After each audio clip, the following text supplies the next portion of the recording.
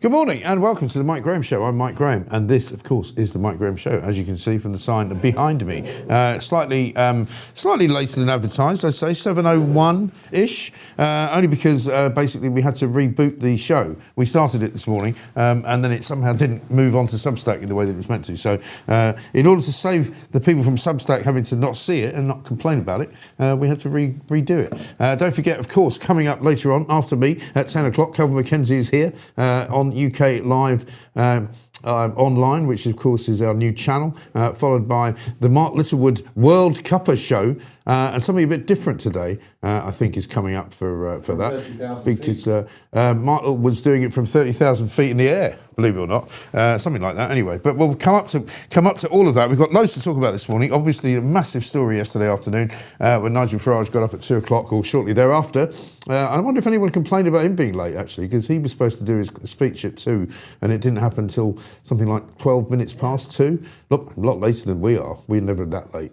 And of course, he threw the gauntlet down to the establishment and basically said it's the people versus the establishment. I'm going to resign as the MP for Clacton, not as the leader of the Reform Party, and I'm going to have a by-election. And so the drama continues, and the front pages have a mixture of that story and, of course, the other massive story, which is old hacked off Harry caned in the Sun, and the fact that basically Harry, formerly known as Prince Harry, has completely and utterly lost every single case that he's taken up against Associated Newspapers, a £50 million lawsuit, which he will now have to pay the costs of, which he will now have to count the costs of, because the judge threw out all 57 counts of illegal information gathering over 40 Daily Mail journalists who had been accused of doing things nefariously, and basically the judge in the case worked out that old Harry had got it all completely around his ears. So it's a very interesting day to talk about press freedom. It's going to be a very interesting day to talk about the establishment as well. And who better to talk to all of those things about than Mr. Stephen Barrett, our favourite barrister. Stephen, very good morning to you. Good morning. So there's a lot of sort of synergy in a way for me between these two stories, and so I don't know whether you want to attack them both at the same time or whether you want to do one first and then the other. Nigel Farage, first of all, obviously a massive story yesterday. There was an awful lot of speculation between the hours of, I think, about midday when he announced that he was going to be speaking at 2. People wondered if he was going to walk away, having had enough of the treatment that he's received. But I thought he made a pretty principled stand. You wouldn't know that from reading the papers this morning, but I think he made a pretty principled stand and has, in fact, thrown it all back at the establishment. What do you make of it all? Well, they completely misrepresent him all the time, and he faces endless and constant and unceasing attack and criticism from the mainstream media. Almost everything is misinterpreted that could be misinterpreted. I mean, you can actually put a negative spin on almost anything. If you just go down, if you just go to your kitchen and make a cup of tea, you can actually put a pretty negative spin on everything that you do if you are so inclined. And of course, the mainstream media, whenever it comes to Nigel Farage, are so inclined. So he faces ceaseless attacks. And I don't mind saying, Mike, that I genuinely worried that he was just going to go, screw you guys, I'm going home. Yeah. Because, no human being should really face that level of scrutiny. I've said it before in as many ways as I've been able to get it across to people, that we just have too many rules.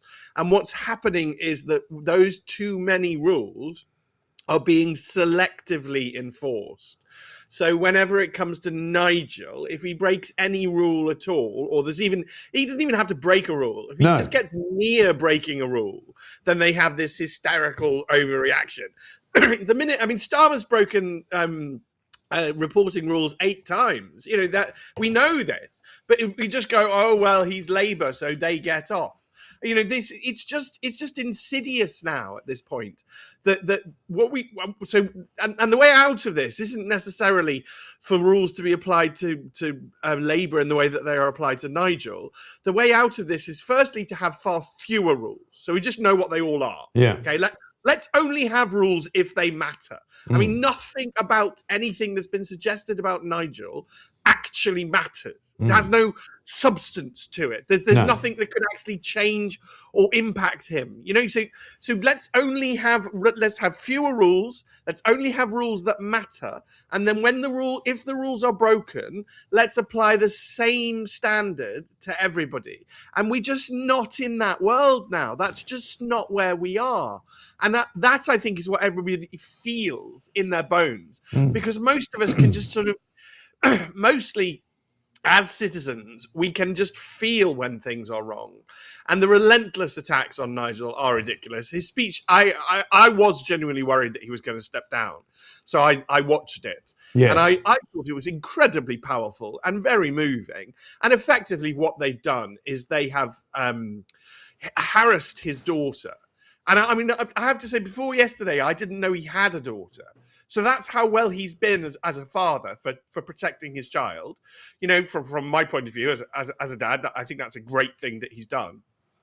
But they've just obviously gone too far, and they've triggered him. And now they're running away like little cowards. I mean, It's absolutely pathetic how they're behaving, Mike.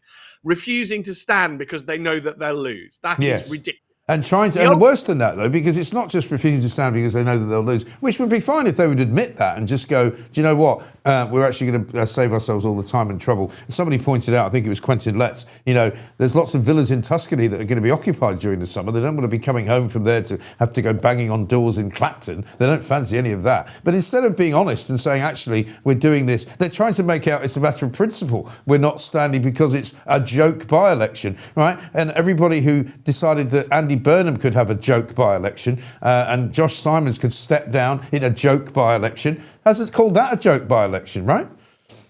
And Kemi Badenoch refusing to step aside in Gorton and Denton, refusing to step aside in Makerfield because she says that there's a very strong principle that the Conservative Party should stand in every by-election is not standing in this by-election. No, I mean, exactly. The hypocrisy is ridiculous. Yeah. And it's because they have come... We know this. This is not a great revelation to your viewers. We know that they have come to treat the electorate with contempt. They hold us in absolute contempt. They think that we're thick. They think that we're children. They think that they can play their silly games and we will dance to their tune. I mean, once I got very, very angry during the Boris Johnson kangaroo court. And I would get... concerned senior barristers would come to me and say things like, oh, Stephen, you probably shouldn't say that it's a kangaroo court. And I'd say things like, well, is it a kangaroo court? And they say things like, yes. And I say, well, then I'm going to say that.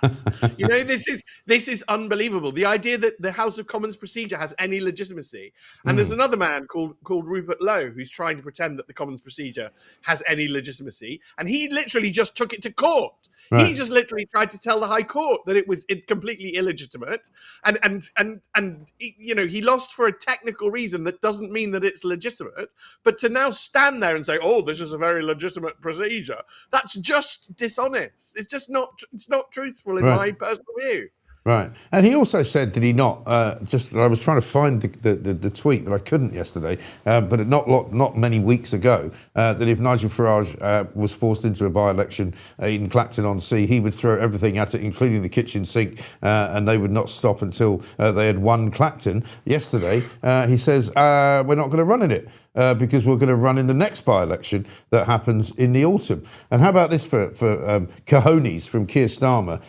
This is a desperate stunt from Nigel Farage. Politics should be about improving the lives of millions of people, not about personal gain. This is the man who is the senior most expensive MP in the House of Commons. He's received the most gifts. He's received the most money. He's received the most backing financially in the House of Commons as any other MP. And of course, he's the same man that appointed Peter Mandelson, but that wasn't about personal gain.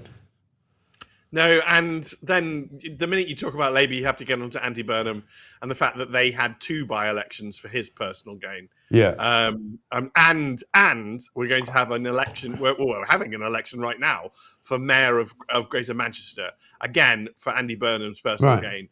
And all the cost of this was put on the taxpayer, and yet immediately they hypocritically attack Nigel. It's just absurd. It's just absurd. What we have to go back to it's two-tier politics, I suppose, isn't it, now? Well, this is the two-tier system. This is what they've got by creating too many laws, by creating too many rules. That allows them to then operate a two-tier system. And provided they have no sense of shame, provided they don't mind openly lying to us, they think that they can get away with it all. And it cannot go on, Mike. We cannot, as a country, carry on this way. We need to go back to simple rules that apply equally and fairly to everybody. But in this instance, we need to uphold and stand with democracy, because it really is bean counting bureaucrats or democracy. Yeah. Which one do you want? And again, if they still carry on a procedure in the House of Commons against Nigel, I will be as vociferous as I was in defense of Boris Johnson about how utterly unacceptable these systems are.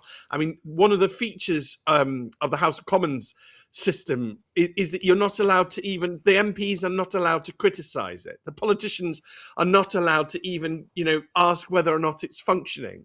That is straightforward dictatorship. If you or I are on a criminal trial, we are more than welcome to criticize the process of our trial because we are presumed to be innocent. In the House of Commons system, you are presumed guilty. And in fact, they've done that already, both by saying what they've said.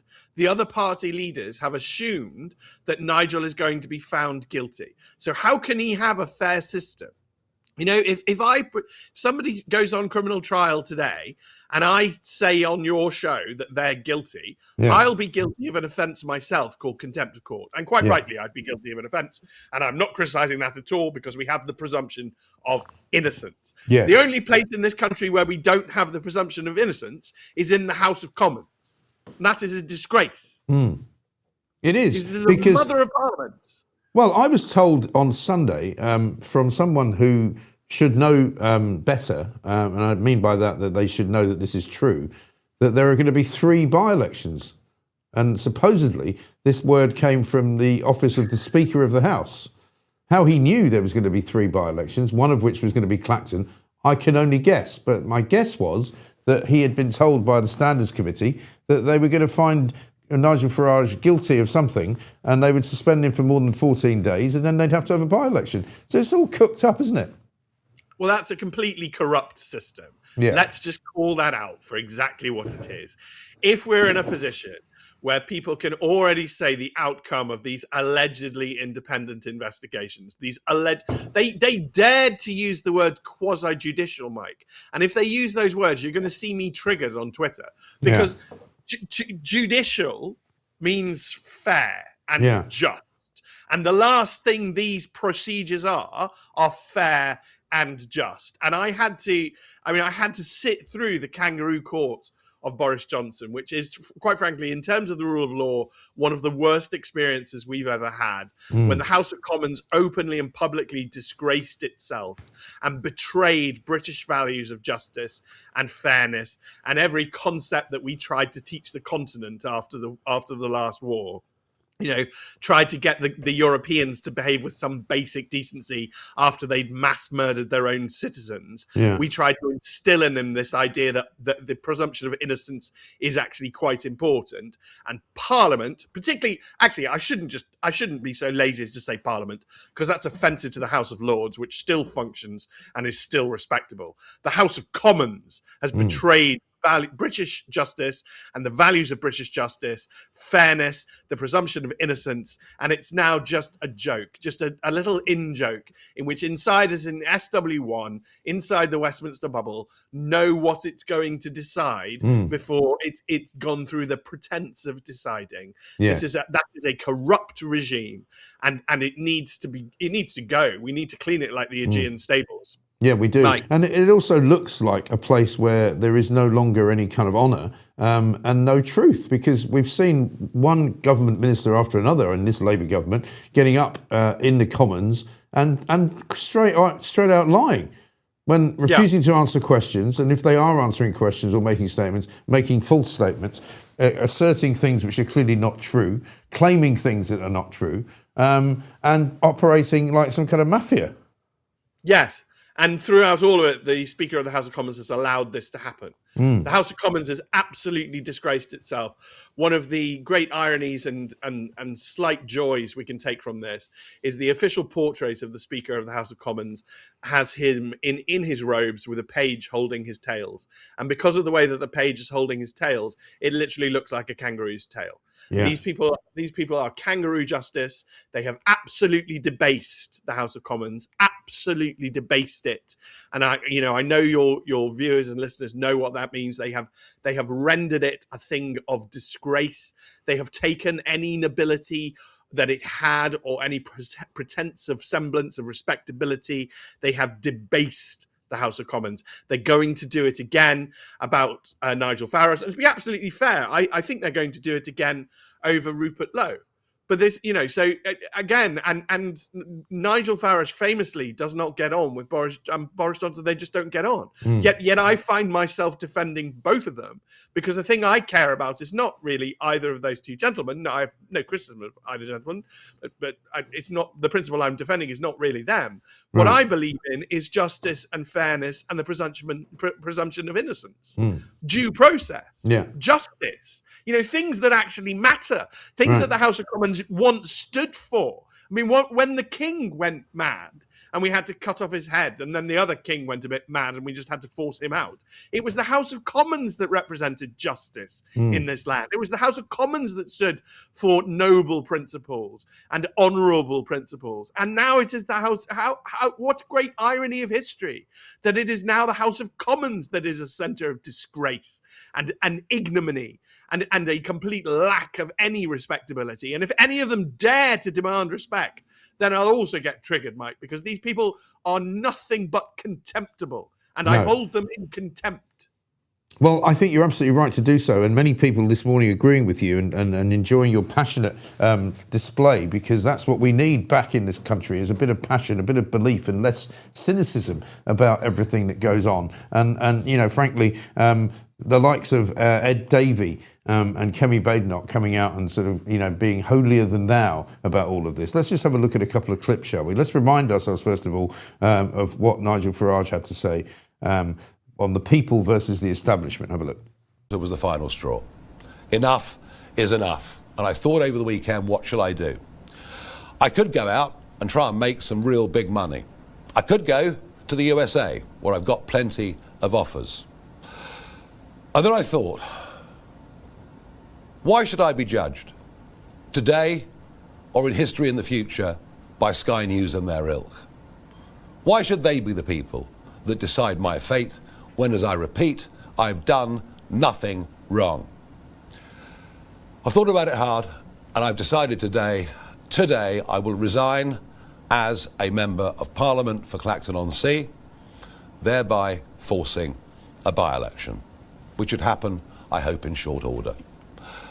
No, I've decided that the people of Clacton should be the judges of my actions.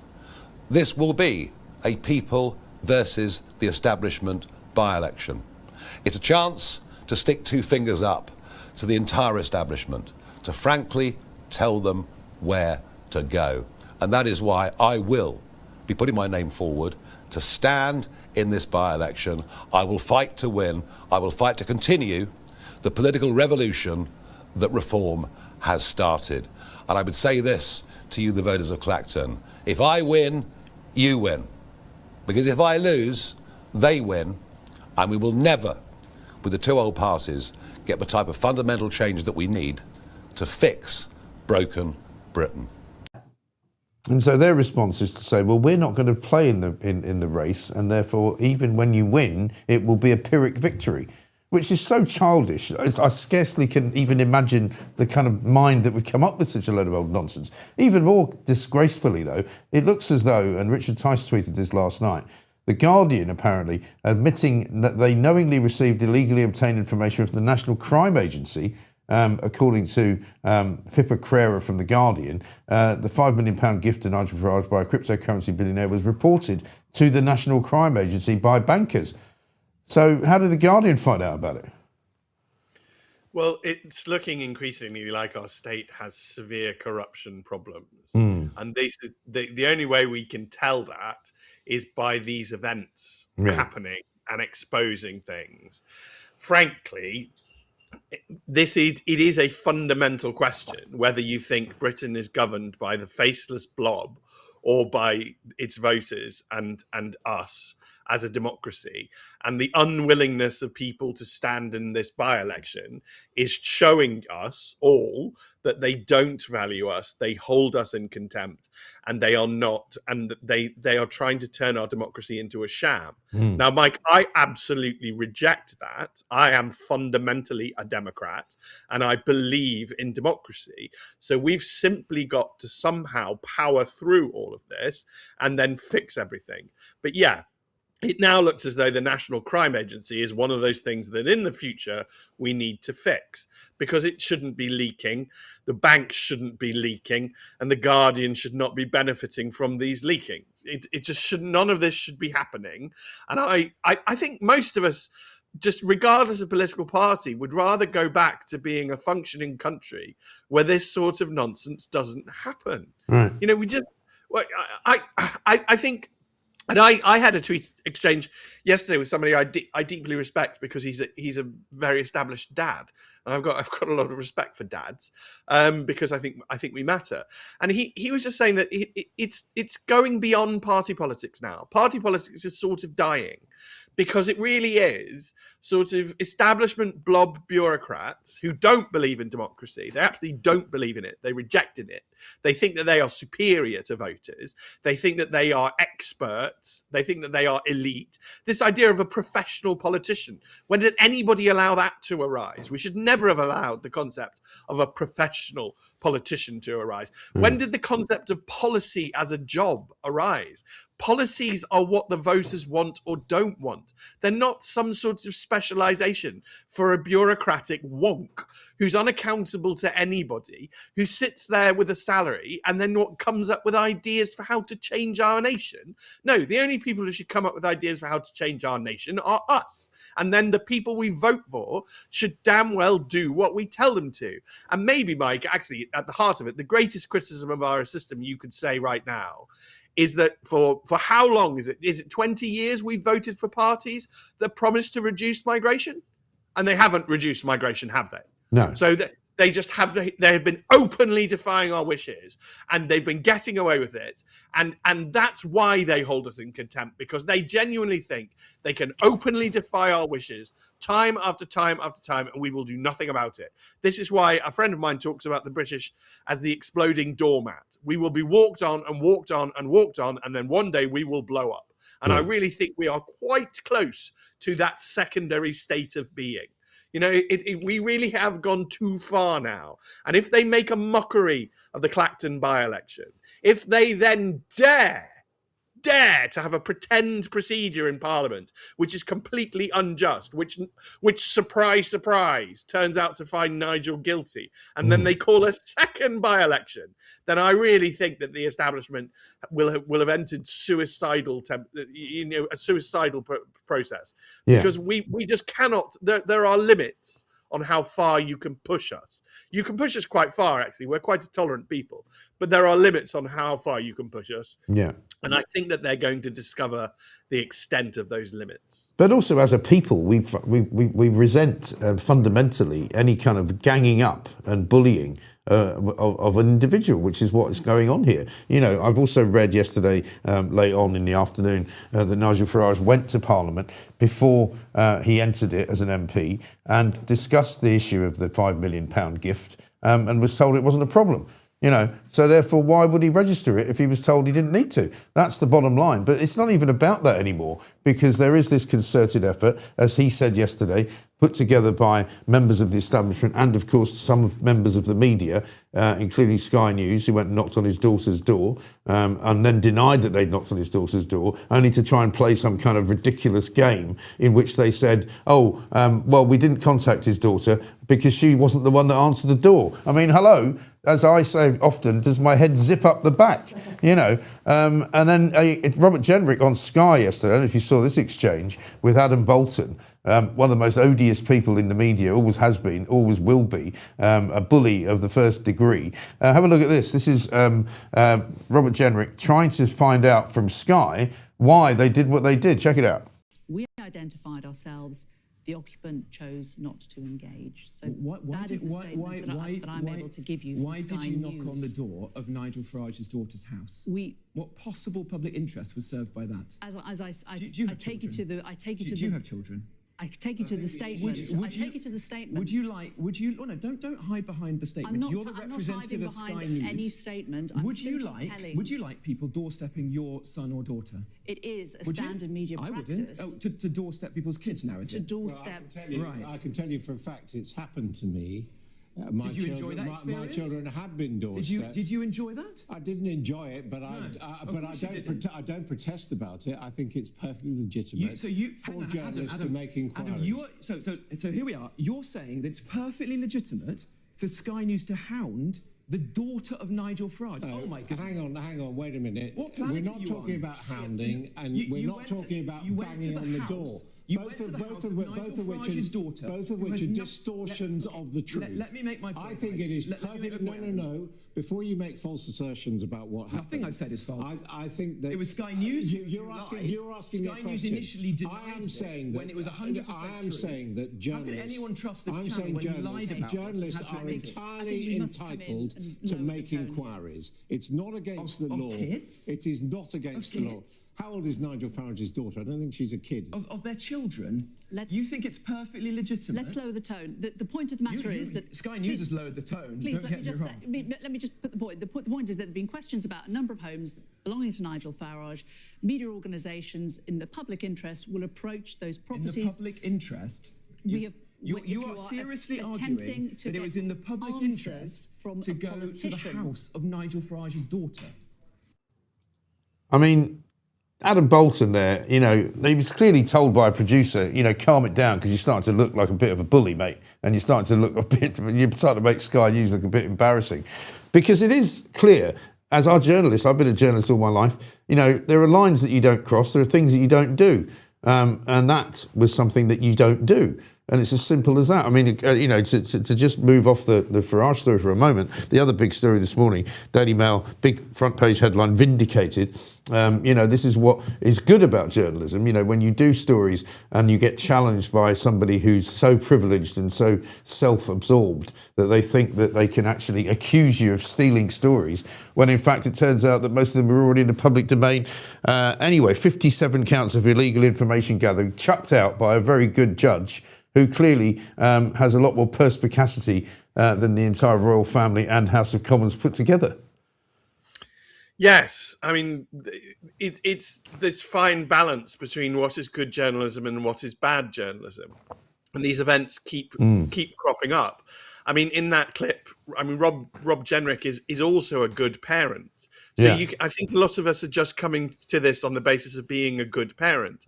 And if you're vaguely in the public eye and a parent, then I think you feel very passionately that you leave kids alone. Yeah. And Sky News' behaviour yesterday, I've watched the video. They pull up in a car and have a conversation. They then park that car and they return on foot. And then they quite clearly hang around the property. One of them appears to go to the left of the camera shot. Yeah. Out of camera shot, as though they're going, what are they doing? Are they peering in windows? Are they going round the back? What is going on? It absolutely looked to me like harassment, and I thought it was absolutely disgraceful. And I think that is exactly where Robert Jenrick is quite rightly coming from. Adam Bolton is not a man for whom I have any respect at all. So I don't. I think least said soonest mended. I don't have anything else to say on that individual. On Prince Harry, I mean, again, this is where people. I think you're right. I think it is thin-skinned people getting a bit hysterical and wanting to hurt the Daily Mail because they don't like the Daily Mail. I'm not terribly surprised by the outcome of the case, to be perfectly honest. And I did have the privilege of discussing it on another news channel a couple of years ago, and I did predict that this is where it would go. A fool and his money are soon parted, and Prince Harry is not overly gifted intellectually. He's really not, but he's certainly got a very large legal bill now, and I think he's been played to some extent by the Honourable Mr. Sherborne, who seems to be very good at removing vast wads of cash for rather stupid people who are vain enough to continue to take his advice that he should continue with his lawsuit. And I'm conscious of not wishing to libel Mr. Sherborne in any way. Obviously, being a lawyer, you wouldn't want to do that. But I mean, he's obviously very good at his job. But unfortunately for him, his case has completely and utterly collapsed. He'll still get paid. But the main principle of all of it is that Harry. Somebody also said to me that Harry, who has now kind of criticised the judge's decision and called it a whitewash, which many have said actually puts him in quite a difficult position because he's supposed to be an upholder, is he not, of the Crown and of the law. Yes, and that is a challenging position given that judges are royal power. It's one of the reasons, Mike, that they are therefore inferior to Parliament. Yeah. It's one of the reasons why Parliament must and can assert its dominance over the courts. It's one of the reasons why, I don't know if you remember the Miller 2 judgment over the prorogation. It's one of the reasons why that was an absolute abomination. Yes. It's one of the reasons why when Rupert Lowe took effectively Parliament to court over its completely... I mean, look, I'm with Rupert. I don't respect the proceedings of Parliament, but what the courts did, quite rightly, is say whether we respect these proceedings or not, we don't have power over them. Parliament is sovereign, and that was the correct position. That was Mr. Justice Chamberlain took that position. He's entirely right to do. The Supreme Court in Miller 2 was completely wrong to take the position it did, that the courts can be superior to Parliament. Courts are royal power, and royal power is subservient to Parliament for the simple reason that we don't vote for our king, we vote for our Parliament, and really the only thing that has authority in our country is us, and therefore Parliament derives its ultimate authority from us. It's got a direct link to us, so it's the superior being. It's like, why is the House of Commons superior to the House of Lords? Well, because the House of Commons derives its power directly from the people. The House of Lords doesn't, so the House of Commons is therefore superior. Prince Harry, as a representative of the royal family, and I understand he's got some positions still, they may need to be looked into. Well, he's still technically the Duke of Sussex, isn't he? He's still using the title. Well, then he definitely shouldn't be criticising royal power and the exercise of it by His Majesty's judges. I will. I'm feel more than happy to criticise His Majesty's judges left, right and centre. And in fact, the study of academic law is the process of criticising judges, often quite robustly. But yeah, Prince Harry as an individual, I saw some criticism of Doreen Lawrence. I think that's probably wrong. I think she's entitled. She's a private citizen. I think private citizens are more than entitled to criticise judges if they want to, rightly or wrongly. I'm not saying that her criticism was justified. Right. Just saying that we all have the ability to criticise judges, saving perhaps the royal family and those directly connected to it. I mean, if King Charles criticised the judge, then you would see me on the airwaves triggered and defending the judges, because that's not on. But the rest of us are more than capable of criticising the judges because we're not connected directly to royal power. No, exactly right. But it's going to be a fascinating few days anyway. I mean, because obviously the other thing that could happen, apparently, is that they have to, because of the rather arcane practices of the House of Commons, Nigel Farage individually has to ask for permission to have a by-election, which Rachel Reeves, if she wanted to be rather difficult, could refuse. I mean, I don't think she will, but she could technically refuse to grant the by-election, and then therefore nobody knows what would happen in that situation.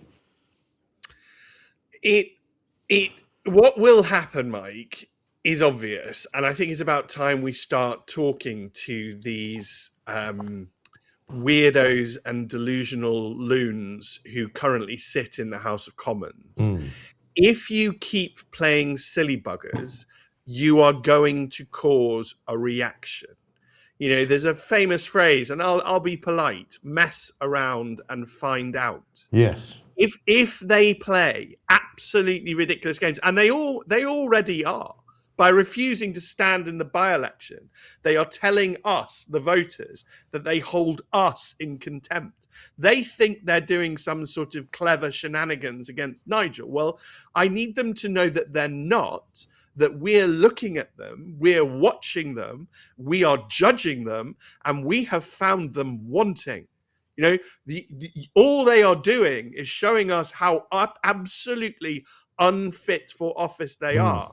I've still got a great many friends who are in the Conservative Party, and many of them reached out to me yesterday to say how absolutely disgraceful they thought it was to describe for Kemi Badenoch to describe Nigel Farage as having a hissy fit when all he's doing is protecting his daughter and saying that this is absolutely wrong. And everybody who's a parent, who's a decent person in this country, gets where Nigel is coming from. You get that in your gut. And the fact that she didn't, and she went on to, as she has dropped the ball a few times now, and every time she drops it or the curtain falls, what we see is rather a shallow, nasty piece of work.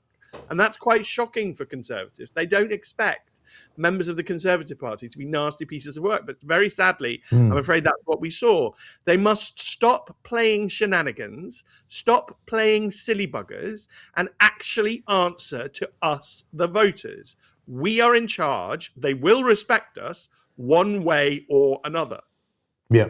Very well said. Stephen, brilliant this morning. Thank you very much, as ever. Terrific to speak to you, and we wish you well. We'll speak to you again soon. Stephen Barrett, barrister extraordinaire there, with a great defence of the British people, basically, because it is, as Nigel Farage says, the people versus the establishment. We'll have a look at what Kemi Badenoch had to say in a moment. Lee Harris is here coming next, but first, let's get some news, shall we, with Edward Hughes. There, I'm Edward Hughes with your news. Nigel Farage dramatically quits Parliament amid a cheeky little donation scandal involving a fraudster mate, then immediately calls a by-election so he can heroically battle the establishment, which conveniently is now too scared to even show up and fight him. Classic Nige. Turning oops undeclared gifts into a revolutionary triumph. Meanwhile, Prince Harry's back in London for Invictus stuff, promptly loses his big privacy lawsuit against the Mail, shocker, and sparks a right royal kerfuffle over whether he can crash at Buckingham Palace.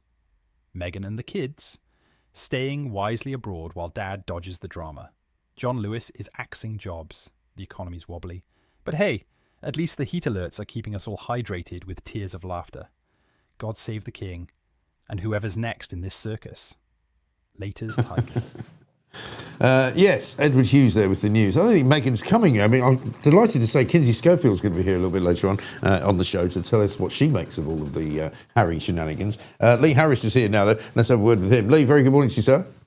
Good morning, Mike. You had me laughing there with what you were saying about Meghan in the break. Well, you can imagine that she's been on the phone to him going, what have you done with all our money? $50 million you've given to this lawyer? What the heck? You've lost. Idiot. Yeah. You know, there goes the booted out now he's lost. He will do, yeah, absolutely. She'll find somebody who's got more money. Just before we go on, we've been talking about Kemi Badenoch's reaction. Let's have a look at a couple of reactions to this whole saga, because there's so much going on here. Here's Kemi Badenoch yesterday talking about the by-election in Clacton. Nigel Farage is having a hissy fit because the first time he's actually having to deal with some real scrutiny.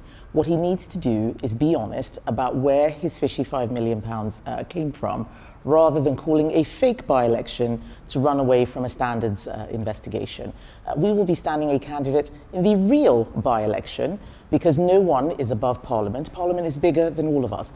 We all have to follow the same rules. We all have to register our interests. What this by-election is a gimmick. This is him wanting to make everything about himself rather than his offer to the country at a time when we have a defence crisis, a retiring Prime Minister, so much change and turbulence. Conservative Party is the only party that's actually focused on the issues that matter to people. Yeah, well, that's what she says. But, you know, it seems extraordinary, doesn't it, that they think the way to counter the people versus the establishment as the establishment is just, oh, we're going to take our ball away, we're not going to play. Absolute desperation there from Kemi. Who, by the way, it's completely irrelevant in this whole situation. The Tories are literally irrelevant. They mean nothing in this. But you're right. This is Kemi. It made me laugh when she said Nigel Farage is trying to make this all about him. Right. When Kemi stood there literally trying to make it all about her. You can't see through these politicians. It's just so easy, to see through these politicians. I've got to admit, at first I was shocked with what Nigel Farage said. I did not expect him to resign. I'm not going to lie. I thought there was a small chance that he might, but I did not. So I was quite shocked when he said that. After it sank in a little bit, I am starting to see the kind of genius move. What he must have done is he's kind of accepted the fact that this is going to be an establishment stitch up. They're going to clearly do everything they can to bring him down. So I would expect the worst, right? So if I was Nigel Farage in this situation, even if I was completely innocent, which I believe he probably is, and this is more just a technical thing. It's just a personal opinion. It could be completely wrong, but it just feels to me like this was money given into him in a personal capacity. It was before he even decided to become an MP. I know there are some fresh allegations, but that almost kind of confirms the suspicion that they're clearly gunning for him right now. So because what they're effectively Sorry. accusing him of having too much money. That's kind of that's all it is, really. I mean, they're not saying that the 5 million has been nefariously, somehow handed to him by somebody because it's been the proceeds of crime or anything like that. They're just saying, well, you should have. They're basically saying you should have declared it. That's the story, right? And so, because he didn't declare it, supposedly he's done something wrong. Well, now we're told that he took advice on that from Parliament before he went into Parliament, and he was told he didn't need to declare it because it was not given to him for the purposes of politics. It was given to him as an unconditional gift. Now, that's one thing. Then the next thing they move on to is all the houses, making out that he's got all these houses. And what's the allegation there? That he's got more money than I've got, therefore he's got more houses than I've got? Is that a crime? No, it's not. And finally, the George Cottrell stuff, always associated with somebody who they keep calling a convicted criminal, who has served a very small amount of time for a white-collar crime, no more serious than Louise Haigh, who has also been found guilty of a crime of fraud and who is now chief advisor to the next Prime Minister. So it's very clear to me and probably most of the public exactly what they do. Don't forget the public have seen the establishment behave like this before. We saw it against Liz Truss. We've seen it against Boris Johnson. If they want someone out or they're going to go for someone, they're going to go for someone. So if I was Nigel Farage, you've got a choice. You either sit back and let them dictate the terms, which is essentially what was happening. Nigel Farage was a passenger in this, or he grabs it by both hands and, a real bold move, resigns and says, come on then, if you want to take me down, he's probably been fired up about the disgraceful treatment of his family and his daughter by Sky News and the Times. He's like, okay, go on then. If you want to have a crack at me, let's do it honourably. Let's do it in front of the public. Anyone can stand a candidate against me. And what did they do? They ran away scared, and they're all trying to spin it as if to say, oh, this is a fake by-election. Right. There's no such thing as a fake by-election. A by-election is a by-election. Right. The public get to decide, and they have an opportunity to say to the public, we think that Nigel Farage is a bad guy, so therefore we're going to run after him. Run against him. But they're not. And the reason they're not is because they know they're going to lose. This is a incredibly clever move. It's a kind of almost like a win-win for Farage. And I've heard some people this morning say to me, but yeah, he's going to run against Count Binface. I don't think people realise how that makes the establishment look. No. That Nigel Farage is going to be stood there honourably, potentially by himself, offering himself up to be challenged. And the entire establishment are working together to put him in that situation. There's a lot of people not thinking about the dynamics of how that's going to make him look. But also look at the hypocrisy. Even if the worst case scenario happens, it's a win-win. But look at the hypocrisy. It's a bit like a checkmate, isn't it? Because he also kind of encapsulated the Rupert Lowe scenario in there as well. Because Rupert Lowe had previously said, when they forced Nigel Farage to have a by-election in Clacton, we will throw everything at it, including the kitchen sink, because we basically want to stop Nigel Farage from ever gaining any kind of power because they hate him so much, right? Now, as a result of this, because I did a little soliloquy yesterday on this, and I said it was before Rupert Lowe announced what he was doing, and I said if Rupert Lowe stands against Nigel Farage, he will then have to say he stands with the establishment. So he realised that would look bad for his followers, so he's now decided not to stand against Nigel, which actually also means he's with the establishment. So he's been sort of double whammied on this one as well. So it's been a very clever manoeuvre. But also, what about the hypocrisy of all these people who say, as you do, this is a fake by-election? Well, it's no more fake than Josh Simon stepping aside so that Andy Burnham, a man who didn't have a seat in Parliament, can get a seat in Parliament so that he can squeeze his way and slither his way under the doors of Downing Street. That's far more fake and far more corrupt, I would say, than anything going on in Clacton. Yeah, I completely agree. I mean, the hypocrisy klaxon has been going off literally since yesterday at full pelt. I mean, the fact Labour can stand there and say that somehow this is some sort of fake by-election after literally parachuting Andy Burnham in to do exactly the same thing. And in fact, I would argue a much more, well, I say much more undemocratic. It is undemocratic in the point that the wider public might not have had a chance to vote, or might not get a chance potentially to vote on any potential change in manifesto commitments from Andy Burnham. It's just been hypocrisy all around. Farage has played a blinder. There is a lot of people that I don't think can see it yet. They can't see how they're trying to make out everyone, the people that hate Farage are just going to hate on Farage anyway. So you have to take that with a pinch of salt. But even objectively, this is a politically clever move. If you run every scenario through, of course, it might not work completely to plan for Nigel Farage. But I just think that out of all of the moves that he could possibly play in the situation that he's in, this is probably his only move. And the way that he's played it has been astonishingly good. The timing of it has been brilliant. The way that he's laid it out has been really good. I think there's a lot of people out there, the public, that will see this in exactly the way that Nigel Farage has been able to frame it. I just think it's been a very clever move. And the fact that he's called the by-election, which is potentially the punishment, right, for what this sham investigation will end up with. They'll say, oh, I'm going to call a by-election. Well, by calling a by-election, he's made that immediately toothless. And cleverly, he's already affected the outcome of the second by-election by holding the first by-election. Yeah. Because there is a real thing called election fatigue, right? There is a real, it is a notable, measurable statistic. So if you think about that, by not only is he taking the wind out of the sails by already having the by-election, the public in Clacton are going to be even more annoyed with the establishment if they're going to ask them to do another by-election right after the public have said, we want Nigel Farage to be our MP. The more I think about this, the more I think that Nigel Farage has genuinely played an absolute blinder. It's true. And also, all of these people who are moaning about the cost of it all are even more ridiculous because, of course, not only is the cost the same as having the by-election in Makerfield, which is what's already happened. Yeah, 200,000. Nigel Farage as well has offered to pay for the by-election cost if that's what's required, but apparently the Treasury doesn't want his money, just proving yet again that they're so stupid that they can't even handle him.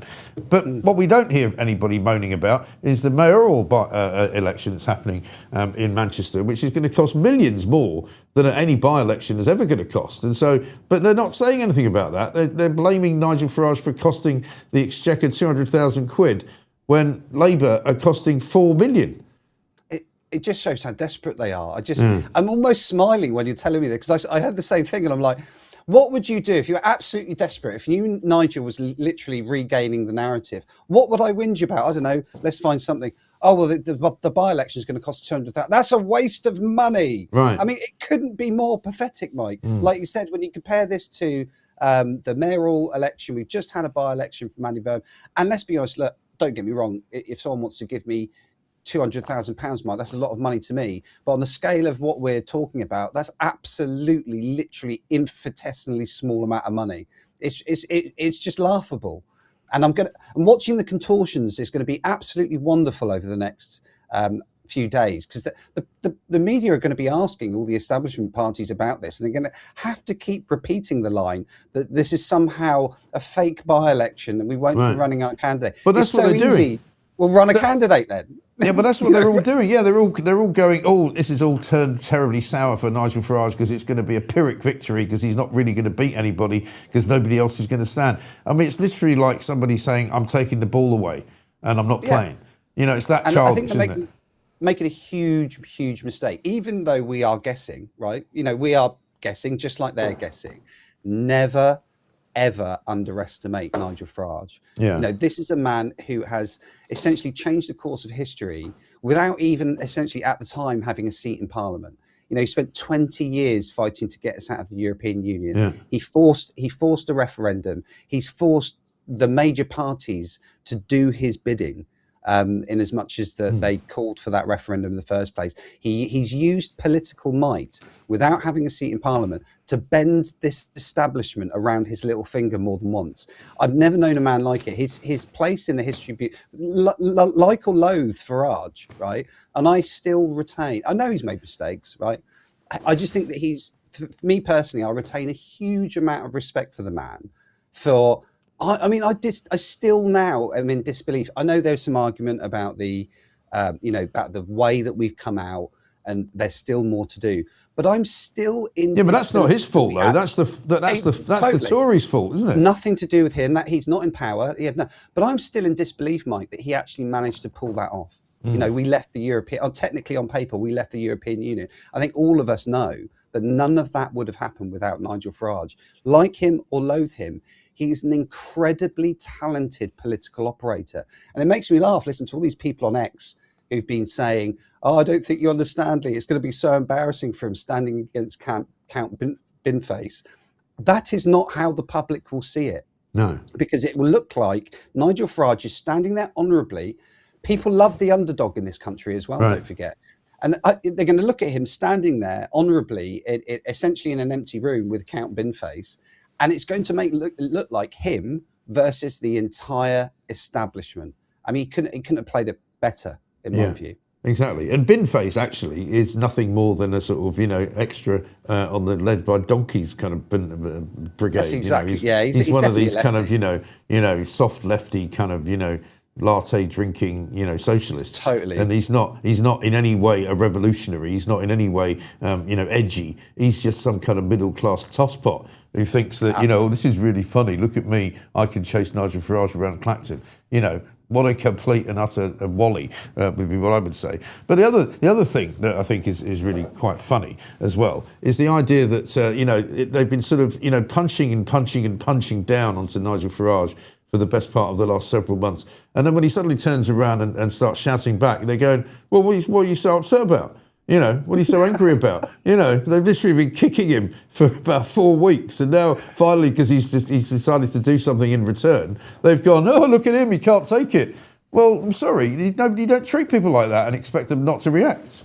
No, and actually, all jokes aside, what doorstepping his daughter and his family, while they knew that he was out of the country, is just absolutely disgusting. The Times and Sky News should be utterly ashamed of themselves. And I didn't see the post myself, but I heard someone talking about it as I was driving home yesterday.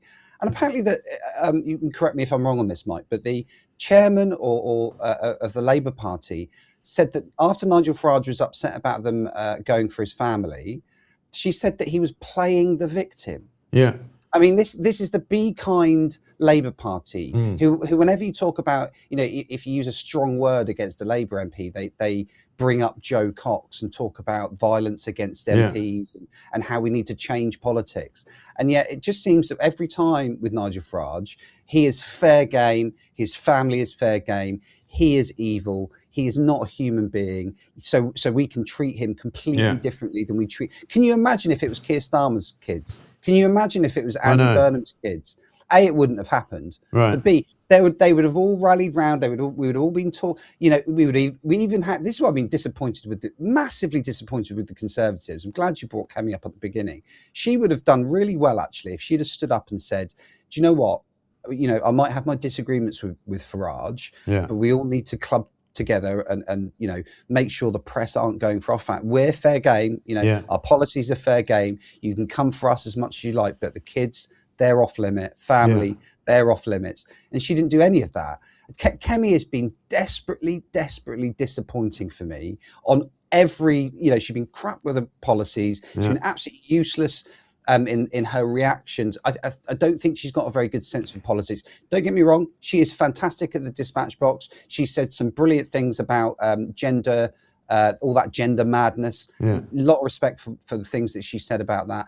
But her sense for politics and her arrogance is all I've seen from the Conservatives, from Kemi, certainly for the last few months. And here's another example. She had a really good offering there to reach out to reform voters and kind of say, look, I this isn't right. I get where you're coming from.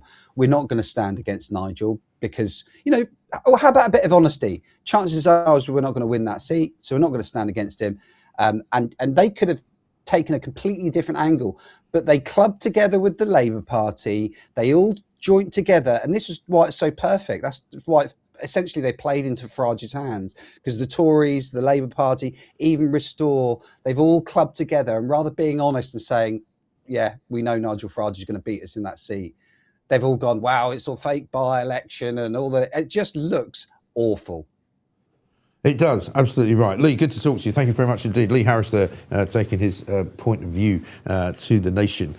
He, like me, thinks that it's all so ridiculous the way that the mainstream parties have reacted to this. That they're basically taking their ball and taking it home, so nobody can play with it. It just seems bizarre. Let's talk to David Maddox, though, who is, of course, political editor of The Independent, a man very, very importantly placed in that whole Peter Mandelson scandal, which everybody seems to have forgotten about now, David. But life moves on as you do. But this is quite a fascinating situation, isn't it? I mean, everyone was kind of speculating yesterday morning as to what Nigel Farage would say when he got up at 2 o'clock, slightly later than advertised, about 2:15, I think it was.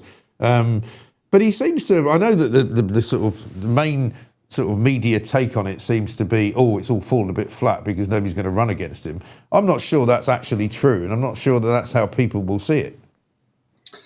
Well, I mean, first of all, actually, the most interesting thing I thought he said was he almost walked away, and that he was talking to people over the weekend about potentially just giving up on it all. Yeah. And he didn't want that in the end to be his kind of legacy, so he's decided to fight on. I mean, we ran a story on Sunday evening overnight that said exactly that, because we've been told that was what was happening.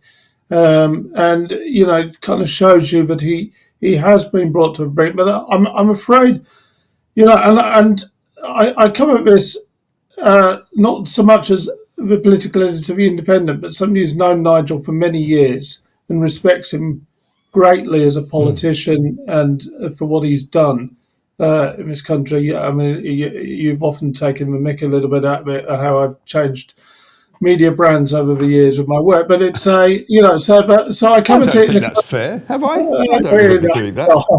But I come at it as a slightly, and I think he's made a colossal mistake. I'm sorry to say, I think he could have waited. I think it would have ended up in a by-election, which he'd have won anyway. And now, it's him versus Camp Binface, as far as I can see, which is a bit of a farce. That's not a farce. But surely that's not a farce of his making. That's a farce of the other parties. The point is, it takes the heat out of it, and you only had to look back to 2008 and what happened to David Davis when he called a by-election for different reasons, but nobody would stand against him, and it just fizzled out as a thing.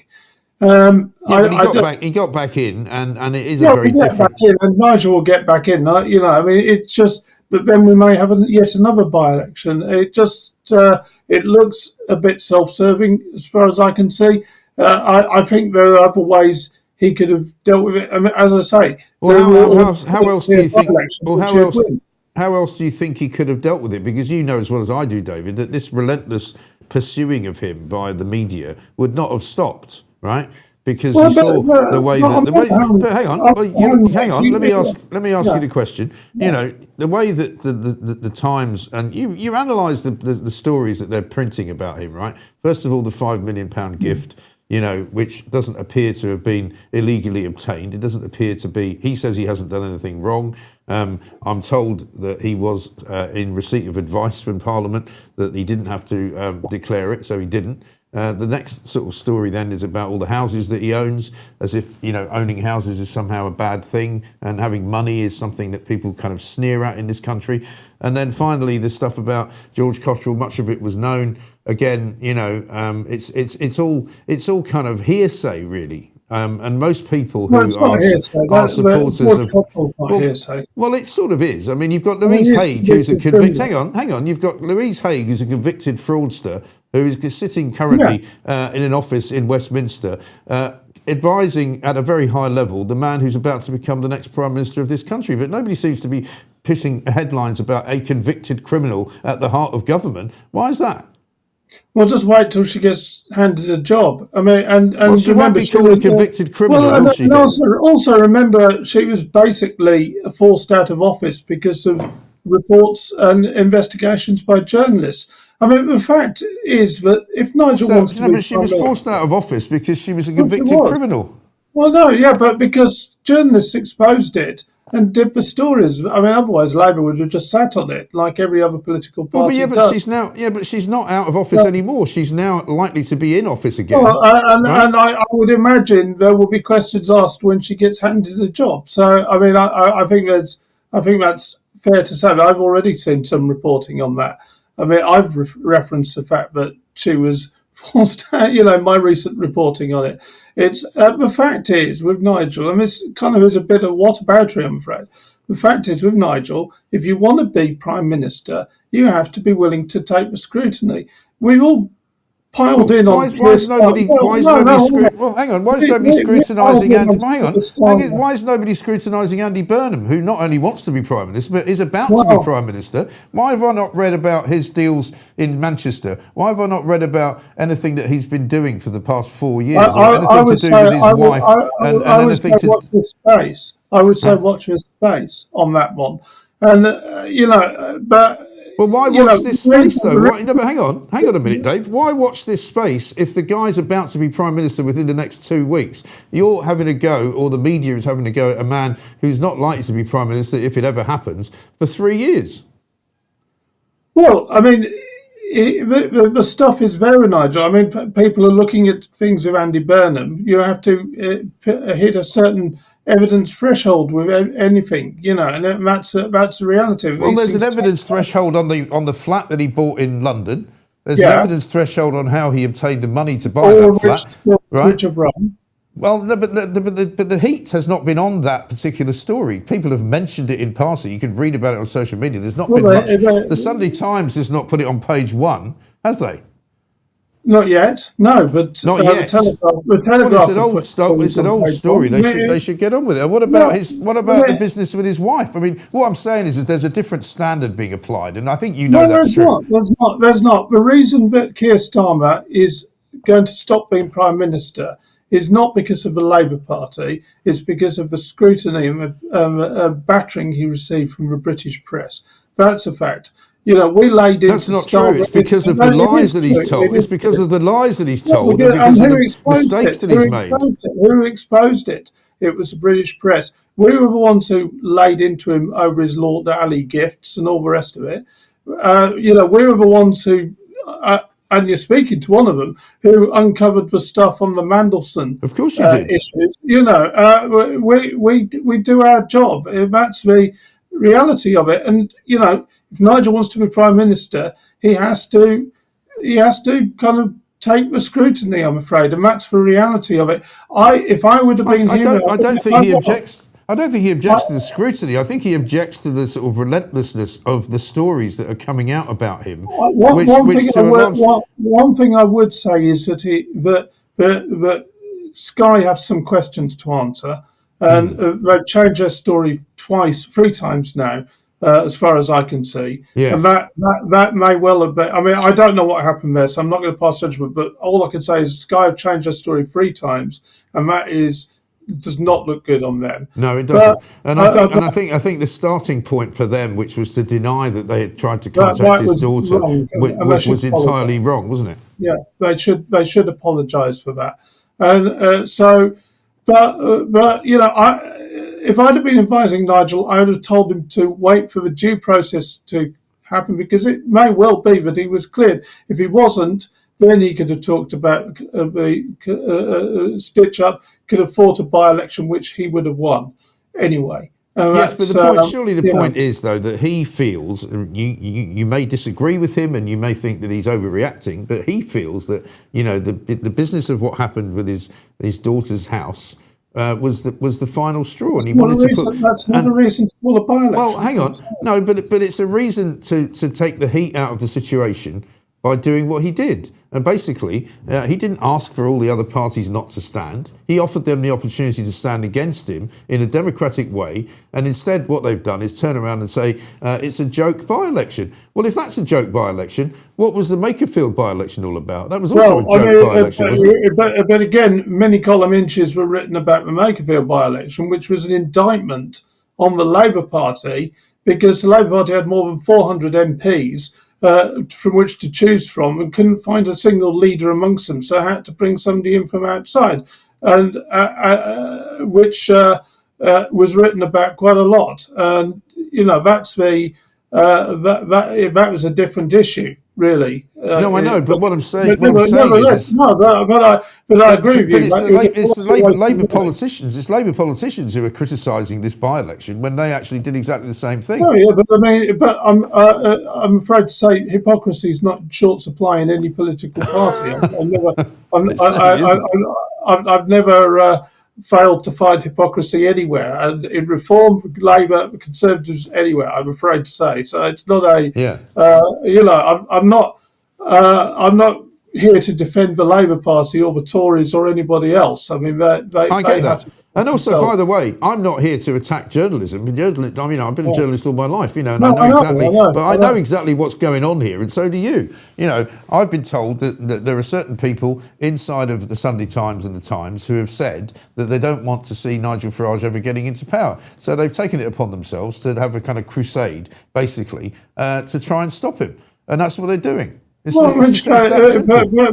the simple thing is for him to continue to push back on that, and to wait for the due process to end. I don't really see any other course, actually. But he's entitled to do. But he's also entitled, is he not, to have a reasonably, shall we say, calm suburb, where he's not going to be chased around every time he gets out of a car, and he's not going to find, when he opens his curtains in the morning, there's going to be Sky News parked outside his house, because there are limits and there are ways of doing things. And as you say, Sky may be in a little bit of trouble about this, and he's also questioned why pictures of his house were published by the Times, and pictures of his daughter's house were published by the Times, which enabled them to work out where it was. All of those, all of these things, it's all a matter of degree, I think. And I think you would agree with me, David. You're a very fine political journalist. You always have been. And I've got a great deal of respect for you personally and what you've done. But not everybody, I'm afraid, is as balanced as you are. Well, I mean, that's always the case. But I go back to one of my favourite quotes from the late lamented or not so lamented, depending on perspective, Enoch Powell, who said that a politician complaining about the media essentially is like a captain of a ship complaining about the sea. It's a reality. Yeah, but the sea was a lot calmer when he was a politician in terms of the media scrutiny. Well, he didn't have to deal with social media. That would have been. And he didn't have to deal with Sky Television either. That's true. But I mean, these are the realities of what politicians have to. And as I say, it's not something that's unique to Nigel Farage. Keir Starmer literally stopped giving us briefings in Parliament because he thought that we were giving him such a hard and unfair time. And I will always maintain that the reason Starmer is going to stop being Prime Minister is because of the way we exposed his lies. I mean, I've accused him of being a liar myself. He is, and his failings as Prime Minister. Right. It's nothing to do with the Labour Party. The Labour Party essentially reacted to the picture that emerged in the British press about their Prime Minister, and that's it. So so it's not something that's unique to Nigel in any respect. I mean, Kemi went through a very rough patch. I actually think she may not be leader now if Robert Jenrick hadn't switched sides. I think there's a very good chance that he would have replaced her. So it's I'm afraid the reality of politics and journalism. But, you know, there's a bit of a difference, I'd have to say, between the story that you broke about Peter Mandelson and what was known about Peter Mandelson's relationship with a convicted paedophile and Nigel Farage getting a bunch of money from somebody who just wants to give him some money. I don't think they're the same thing at all. No, and also one of the people, and one of these people was in government. But one of the people was in. Let the standards person do his thing, and then if he's been treated unfairly, then go for your by-election. I mean, I just don't see if you think that everything's above board, it's fine. You'll be fine. Well, you won't be fine if there's an establishment stitch-up going on, though, which is what he thinks there is. But at the moment, we don't actually have any evidence of. If the standards guy had cleared him and said, "Well, yes, it was a personal gift," and he did receive this advice, well, fine, it wouldn't be established. Yeah, but maybe he doesn't have. Yeah, but maybe he doesn't. But David, maybe he doesn't have any faith in the system. Isn't it possible he doesn't have any faith in the system? Because look at the way the system has treated him. Well, but he's using the system by calling a by-election, which, you know, is essentially going to be the only candidate. Well, you can't blame him. You can't blame him for using the system when the system, if he doesn't use it in that way, is against him. I do think. I mean, I go back to my original point. I think he's made a mistake, and you know, nobody's infallible. But I think tactically and strategically, he's made a mistake and has been badly advised. I disagree with you. That's my view of it. I think he's made a mistake, and you know, it could end up being quite embarrassing one actually. So let's see.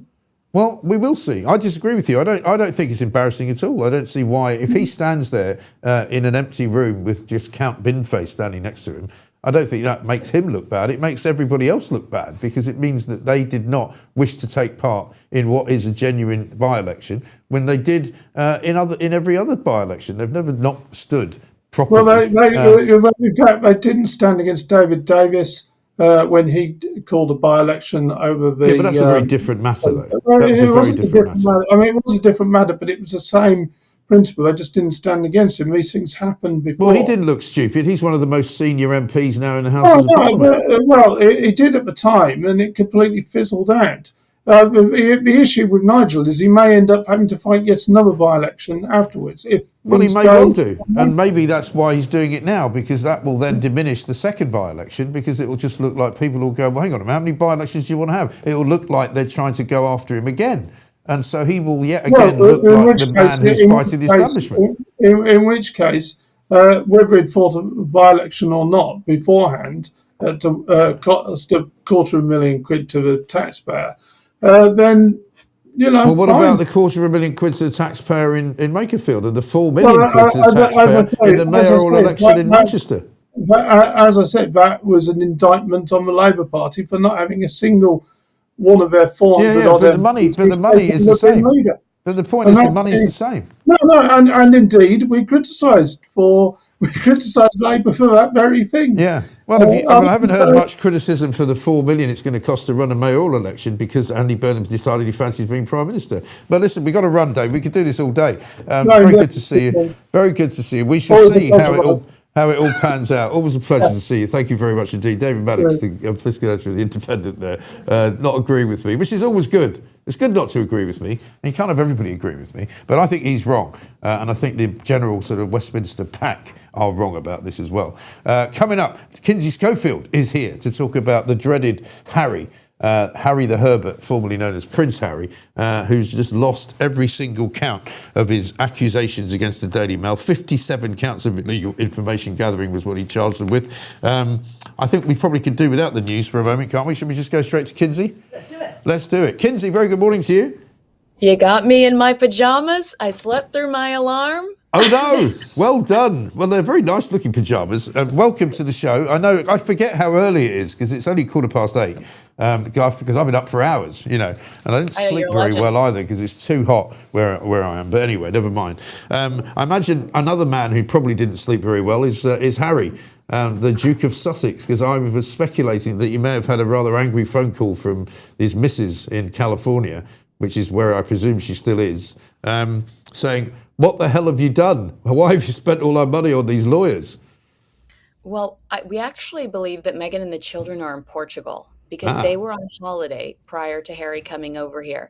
And there are still rumors and reports leaking from his side that she might still join him on Friday at the Invictus event. However, I would say she doesn't want to be on the arm of a loser. So I don't think she will be at the Invictus event. There are also reports that they want to bring the children to Althorpe over the weekend and see Diana's grave, because if they're not pursuing the victimhood narrative, if they're not seeking sympathetic headlines, truly what are they doing? And here is a case where Harry has said in the past that he wants to slay dragons, that he wants this to be his legacy, taking down the mainstream media. This is a humiliating reality check for him.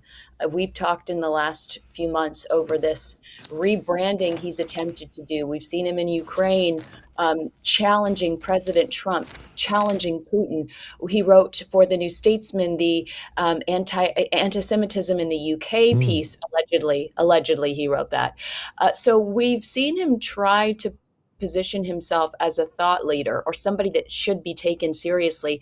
And here you have a judge saying, I don't really take you seriously, and I don't think you're a very credible witness. Yeah. No, in fact, not only is he not a credible witness, but all of the people that were around him in the same case and all of the people from Hacked Off, the organisation which has been anti-newspapers all along. But some people are also raising the issue that he's been really, really wrong to criticise the judge, because not only is he clearly a part of the royal, crown still, even though, he's no longer supposedly officially part of the royal family. He told Chris Shipp a few weeks ago he's still a working royal. Yeah. He told Chris Shipp a few weeks ago, I'm still a working royal, to your point. Exactly right. But I mean, here he is basically saying that the judge has made him a terrible mistake, that it's a whitewash. I mean, these are not the kinds of words that a person who is supposedly connected to the court system, which is what he is, should be saying, surely.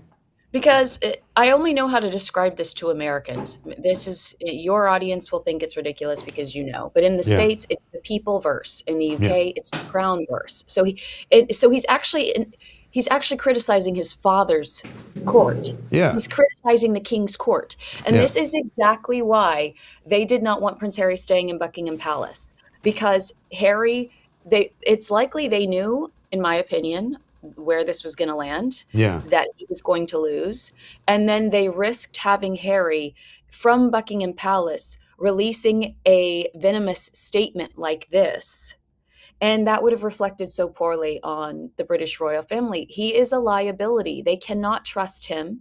He is undisciplined. He lacks dignity, and he's out of control. So why would they risk? Why would they put themselves on the line, allowing him? And the same night he wanted to spend the night at Buckingham Palace, he was photographed with his photographer friend, who just had to step down from his charity over anti-Semitic tweets. Yeah. He says that they've been mischaracterized, and he's not an anti-Semite. But Harry, it's not a great look for you to be writing about anti-Semitism in the UK and then be photographed next to somebody that's had to step down because they're accused of being one. Exactly. But this is his, as you say, lack of judgment, isn't it? He thinks because it's some kind of, trendy cause probably in the United States, as the same as it is here for some people on the left of politics, he isn't bright enough to realise that actually, that's not anywhere that he should be going. And he thinks that he's relevant enough to make a statement on it, as if anybody cares what he thinks. Nobody cares. Well, I agree with you. And I also talked to our friend Will Geddes about this. Yeah. We think that, well, I hope I'm not putting words in his mouth, but Will Geddes is, as you know, a security guru, security expert. Yeah. And we have theorized if Harry has been trying to position himself as this thought leader because and then going to dangerous places like Ukraine. Yeah. Try to force the hand of Ravik to give him this armed security he wants, this automatic armed security. Is he intentionally putting himself in dangerous places? Is he intentionally trying to rebrand as this heavy hitter that should be taken seriously, so that Ravik sits back and goes, all right, we'll give him the armed. Oh my gosh, I got into the biggest fight yesterday with somebody that was like, Princess Anne doesn't have it, Prince Edward doesn't have it. And then this woman was like, why would Princess Anne have it? She was kidnapped. Somebody tried to kidnap Princess Anne. If somebody does deserve armed security guards, it's Princess Anne. But I don't think Prince Harry deserves it. He doesn't live here. He shows up for commercial endeavors, and he's not been very kind about this country. Just sit back and watch the Netflix docuseries where he manipulates the history of this country to make it look like, and talks about Brexit and tries to make it look like this racist place that Meghan couldn't survive in. That is simply not the truth. No, it really isn't. And I mean, we've got a statement from Paul Dacre, which we'll play a little bit later on, but the way that he describes Harry is just extraordinary in the way that he is completely, as they say, vindicated over 97 claims. Not one of those 97 claims was possibly, and in fact, it was embarrassing in some ways, wasn't it, for Harry, who claimed that he didn't know certain people, the woman that he flirted with, from the Mail on Sunday. It just goes on and on and on. Prince Harry wrote a sad book which boasted about his killing of 25 Taliban, his drug taking, and in cringe-making detail how he lost his virginity. There isn't a laundry in the cosmos big enough to wash all the dirty linen he has aired about his own family. That's just devastating for Harry, isn't it? Well, that is one of the main talking points that we've had from the very beginning, isn't it? How can you go accuse a media entity of invading your privacy when you have spent the last 5 years invading your family's privacy? Private text messages between Catherine, the Princess of Wales, and Meghan in spare. Those should have never, ever, ever, ever been released. What a violation to Catherine's privacy. That poor girl, the virginity behind the pub. How respectful of her that she was keeping that a secret. That's a huge deal that she was with Harry and no one knew because she had kept it a secret. It's Harry that violates her privacy and the entire world. And Liz Hurley's accused of being the woman, but the entire world starts looking for this girl. How intimidating must that have felt? So that's always been our main talking point here. Pot, meat, kettle. You have literally made an entire career on selling your family's secrets, and you are crying that a newspaper is selling yours. And his argument is that he does it legally, and that makes me want to vomit. Well, exactly. Which one he doesn't do, and also two, all of the information, according to the judge anyway, that was obtained by the Mail was obtained in some ways not just legally, but very straightforwardly. Press releases came out. Katie Nichols says, "Do you not remember inviting me into that party?" Katie Nichols is like, "You yourself invited me into this party, Harry." Right. I know. It's extraordinary. But what about the money, though? Because it is going to be a very expensive legal bill that he's got. Presumably, he's not going to try and appeal this or fight on or do anything more stupid than he's already done. But is he going to be able to afford to pay for it all? Well, for someone that's built a reputation for taking almost every grievance to court, this is where the financial reality starts to bite. He won't have to write a check for $50 million himself, but it is going to be unbelievably expensive between the court's decision, the appointment of costs, the uncertainty over what insurance will actually pay. This could still end up costing him a substantial sum. The final cost will depend on how the judge divides the bill among the 7 claimants and how much their insurers ultimately pay. It's just a reminder that litigation isn't just risky for Harry's reputation. It also carries a huge price tag. But at the end of the day, the insurance company could sit around a table and debate whether or not this should have ever gone to trial, because there was a statute of limitation. I don't know if it's called something different here, but there was a statute of limitations that had lapsed. And the insurers might go, you know what, this should have never been brought in the first place. We're not going to pay it. We have to wait and see. Because in fact, I think the judge made a reference to that in his description of the way that Hacked Off acted, because the organisation which he's very much in bed with were accused of acting dishonestly over some of the timings and the dates of some of the stuff they were complaining about, because in order to keep it in relevant time periods, they had to sort of tell a few mistruths about all of it. So what will happen then with Meghan if she does come with the kids? Presumably she will not meet up with anybody from the family with him, will she? Do you really think she'll come? Again, I stress. I don't really.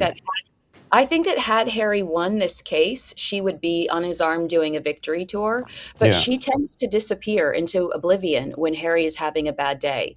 When Harry is taking shots, Meghan is nowhere to be found. When he was, when Spare was being mocked all over American television, Jimmy Kimmel doing a dramatic reading of the Elizabeth Arden scene on his late night show, when he was being humiliated by some of those passages in Spare, Meghan quietly disappeared. She didn't join him on his press tour to promote the book.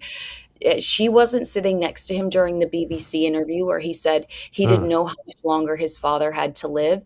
When times are tough, Meghan is MIA. Yeah, funny that, isn't it? And will this be a defining moment, do you think, for their relationship, maybe? I mean, I think that it's us against the world, and they are slowly realizing that the world has the world is just, they're not capable of challenging the world. I mean, they're not smart enough to challenge. I mean, read the judge's ultimate verdict. I just don't think that he is the brightest bulb on the Christmas tree. He really isn't, no. And I think that's now very clear for everyone to see. Fascinating stuff, but great to see you back in London, Kinsey. Am I allowed to say that I might be seeing you later in the week? Are you allowed to say that we are going to have the best time ever? Yes. Yes, okay. We're going to some military thing, right? Yeah, a concert. A concert, which we're going to on Thursday night. I can't wait to see you. It's going to be very exciting. It's going to be very hot as well. So, I know. I'm going to try. I'm not looking forward to that. No, that's not going to be great. But listen, Kinsey, I'll see you then. Great to see you. Thank you very much indeed. And thanks for waking up. And you can go back to sleep now if you want. Kinsey Schofield there reporting into us from her pyjamas. This is the kind of thing we do on this show. I'd like to say that Sarah Pochard is here now. We're going to talk to her in 1 second. Not in her pyjamas. Absolutely not. But before that, let's get some news, shall we, with Edward Hughes. Hi there. I'm Edward Hughes with your news. Nigel Farage dramatically quits Parliament amid a cheeky little donation scandal involving a fraudster mate, then immediately calls a by-election so he can heroically battle the establishment, which conveniently is now too scared to even show up and fight him. Classic Nige. Turning oops undeclared gifts into a revolutionary triumph. Meanwhile, Prince Harry's back in London for Invictus stuff, promptly loses his big privacy lawsuit against the Mail, shocker, and sparks a right royal kerfuffle over whether he can crash at Buckingham Palace. Meghan and the kids staying wisely abroad while Dad dodges the drama.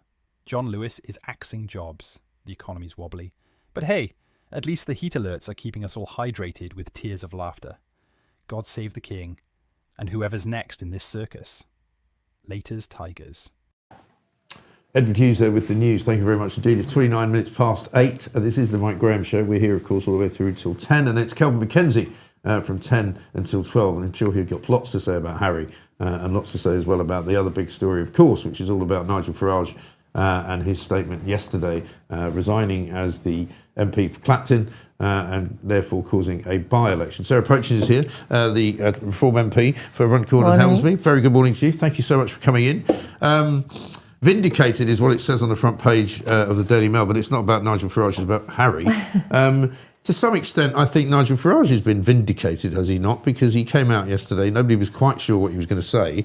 There was a lot of speculation before the statement was made. But, he's kind of thrown down the gauntlet to the establishment, and the establishment have sort of run away and hid, haven't they? This is the thing. Nigel has said, look, the attacks are relentless. We knew now that going forward towards the general election, whenever that might be, that the scrutiny and the relentless attacks by the media and the establishment on the Reform MPs would start to ramp up. But this is ridiculous now. So what Nigel has said is, look, OK, let's go to the people. Right. Let's let the people decide, because they are the ultimate. They put us MPs in Parliament. They will make the decision. The sovereignty lies with the MPs, with the public at the end of the day. And is he surprised that the main parties have just kind of withdrawn any kind of idea of putting up a candidate? Kemi Badenoch said that he's having a hissy fit, which is a pretty unusual thing for her to say. Labour are saying they're not going to put anybody up. The Lib Dems are not going to put anybody up. Even Rupert Lowe's not going to put anybody up. You know, I mean, what are they playing at? Well, there's two things going on, isn't there? First of all, they're running scared. The establishment are terrified of Nigel Farage. We know that. So they're running scared. They don't want to be held account by the people of Clacton in this by-election, because they know that Nigel will, probably be reinforced by the result of that by-election. And so they're not going to go to the people. But what a betrayal of democracy. Well, isn't it? We've already seen, haven't we, this Labour government try and cancel local elections, which we took them to court over, and they were reinstated. Well, if it wasn't for Nigel Farage, they wouldn't have happened, would they? No, basically. No, they backed down a week before the High Court ruling, and local democracy was reinstated. So they've tried that, and here they are now trying to deny the people of Clacton a vote because they're not going to put anybody up to vote for. But that is an absolute utter betrayal of democracy. I think so. Well, I think it sort of shows an utter contempt as well, doesn't it, for the people and that they're running scared of Britain. They're running scared. And also some of the excuses they're coming up with, which is ridiculous, like, well, it's going to cost £200,000 or £300,000. Well, what about Makerfield? Makerfield was a completely unnecessary by-election that was only held because Andy Burnham fancied being Prime Minister. And now we've got to pay for the bleeding mayoral election in Manchester as well. £5 million, they think. Why are they not mentioning that? Yeah, so they're estimating the mayoral election in Greater Manchester £5 million. Yeah. But the important point here, Mike, is that Reform have offered to pay for this by-election in Clacton. So it won't cost the taxpayer anything. So yes, we recognise the fact that we have called this by-election, but we've offered to pay for it. And the Treasury have turned that offer down, I think, haven't they? Well, I don't actually know whether they have. If that's the case, that's interesting, isn't it? If I was Rachel Reeves, I'd take all the money I could get my hands on, to be honest. Well, she needs it. She needs it and put it into the defence budget, possibly. But it is, I mean, there is a sense, and I was talking to the Independent's political editor a moment ago, David Maddox, who said that he thought that Nigel Farage has made a mistake, that he's going to look stupid at the end of the of election night because he's just going to be standing in an empty room with Count Binface. And I said, no, I think actually the other parties are the ones that are going to look stupid because they haven't taken part in what is an openly democratic process for all sorts of reasons. And there's no doubt in my mind as well, and I'm not somebody who generally attacks journalists because I've been a journalist all my life, but there's no doubt that the Sunday Times and the Times and Sky News in particular have got it in for Nigel. Let's go through those. So the Sunday Times reporter that put everything together for Sunday, Pogren. He had actually said some years ago that he despised Nigel Farage. He used those words. So we can see where that's all coming from. Sky News. I mean, listen, we all have to be brave and take a lot of hits as frontline politicians. But the point is, Sky News so overstepped the mark when they went to the home of Nigel's daughter. I mean, where family is involved, that is an absolute red line, isn't it? Of course it is. As a parent, the thought of my sons being doorstepped by the press fills me with dread. Well, this is the thing. I mean, I've doorstepped loads of people in my life, but I've never doorstepped their daughter or their son in order to find something out about them. Of course, Nigel was furious. And I think this got to the point where, I mean, that is absolutely, like I say, a red line that's been crossed. What is Nigel to do? The only thing Nigel can do is go to the people of Clacton. Nigel would like to go to the people of the country. He'd like a general election. I'd like an election. I mean, I was hoping that Andy Burnham would be conceited enough to think that because he won in Makerfield that he could actually win against Reform. Because it's been a bit of a choppy period for Reform over the last few weeks, and I wondered if he might actually just go for it. But he clearly doesn't have enough faith in his own popularity, and he hasn't got any policies, has he? So, for example, so Nigel's being accused of not answering questions on this whole issue. Oh my goodness, Andy Burnham wouldn't even take questions from the press at his press conference. How ridiculous is that? We have no idea what Andy Burnham's stance is on energy. We have no idea what his stance is on the defence budget. Is he going to find this black hole? We don't know what he's going to do about the welfare bill. We suspect he will do nothing but let it increase and increase and increase. Taxation. we suspect that taxes will go up on the sort of middle England through the staff taxes of capital gains tax and so on and so forth. And this awful double death duty now that we think he's going to bring in, which means that people will get hit twice on inheritance. People have no idea what is coming down the line with Andy Burnham, because he has not faced any questions and has not given us any idea of what his policies are. I'm not sure he's got any idea yet, because he's already said that he's a bit concerned about having to start the job before he's ready to start the job. I mean, we've got this ludicrous situation where Keir Starmer's out in NATO, Turkey. Ankara, isn't it? Yeah, good name for him. And Keir Starmer's an Ankarer who could start singing if he wanted to. But I'm not sure. I don't know if he's coming back for Prime Minister's questions. I was listening to Times Radio this morning. They weren't sure if it was David Lammy or him. Might be Deputy Prime Minister's questions. But he shouldn't really be called the Prime Minister anymore. He's already resigned. It's now 2 weeks since he resigned, 2.5 weeks. And he's still kind of knocking around. I don't get it. Well, he's gone to Turkey, hasn't he, to this NATO summit. And, I hope he gets an absolute battering by the likes of Trump, because at the end of the day, we've got a £4.7 billion gap currently in this defence investment plan, which they've lauded and is so sadly lacking. That only gets us to not even the bare minimum of what we should be investing. We've already heard, haven't we, that things like the accommodation upgrade for military families has gone by the wayside yet again. Right. There's no money for that, and yet these are the people that put their lives on the line for us, and their families give up so much to accommodate. But we don't look after them. So here we are yet again, Keir Starmer over there trying to explain why the UK is not able to meet its commitment with its defence investment plan. Yet we know, don't we, that the welfare bill this year alone will increase by £19 billion. We know that £15 billion has been set aside for Mad Ed Miliband's net zero projects, and that's just going to get worse.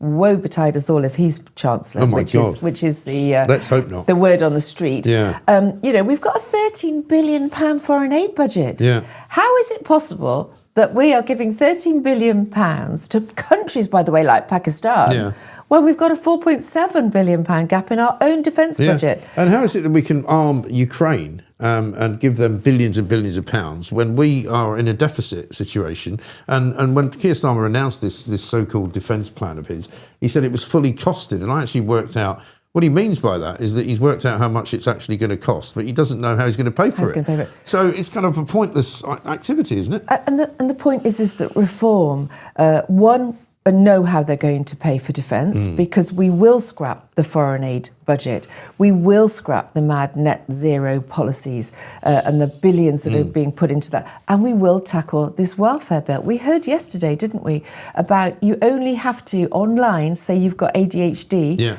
and you're on benefits. And you get an extra £200, and there's 40% more people now since Labour got into power claiming for benefits because they've got ADHD. It's absolutely ridiculous. We have to stop it, because if the choice is the defence of this nation, and let's face it, we are in a situation we've never been in before in our sort of lifetimes, really, where we are now facing global uncertainty, instability, and security issues on a big scale. We've got the issues with Russia and Ukraine, obviously, but we've also now got the rise of Islamic extremism. We have to put money in to our security services. They do an amazing job, but they need funding. And when it comes to actual boots on the ground, we've got Russian subs in our channel. And what is the Labour government saying? Oh, yeah, we can see you. But what? We can see you. How about stopping them? I know, it's absolutely unbelievable. But also, you've got Andy Burnham about to become sort of, the new Prime Minister that nobody's really asked him to do, frankly. And he has more or less admitted he doesn't really have any knowledge at all of international affairs. He doesn't really understand anything outside of Manchester. I mean, he wants to go with this Manchesterism nonsense. He's not even from Manchester. But, he has no kind of background in foreign affairs. He has no background in international diplomacy. You know, can you imagine him going to a NATO summit? We need a statesman on the world stage to represent this great country that is ours. Do you remember the days when we used to see the lineup of Mrs. Thatcher, Ronald Reagan, and of course Gorbachev, wasn't it? Right. You know, what incredible figures they were on a global stage. Now we're looking at Keir Starmer, you know, and heaven help us, we're going to be looking at Andy Burnham in his little black T-shirt. In his little black T-shirt. Well, I've got something even worse for you. Have a look at this. This is Keir Starmer yesterday with I presume, the Prime Minister of Norway coming out wearing a football shirt. Check this out. Look at this. It's just like the real thing. Yeah. Where's the ball?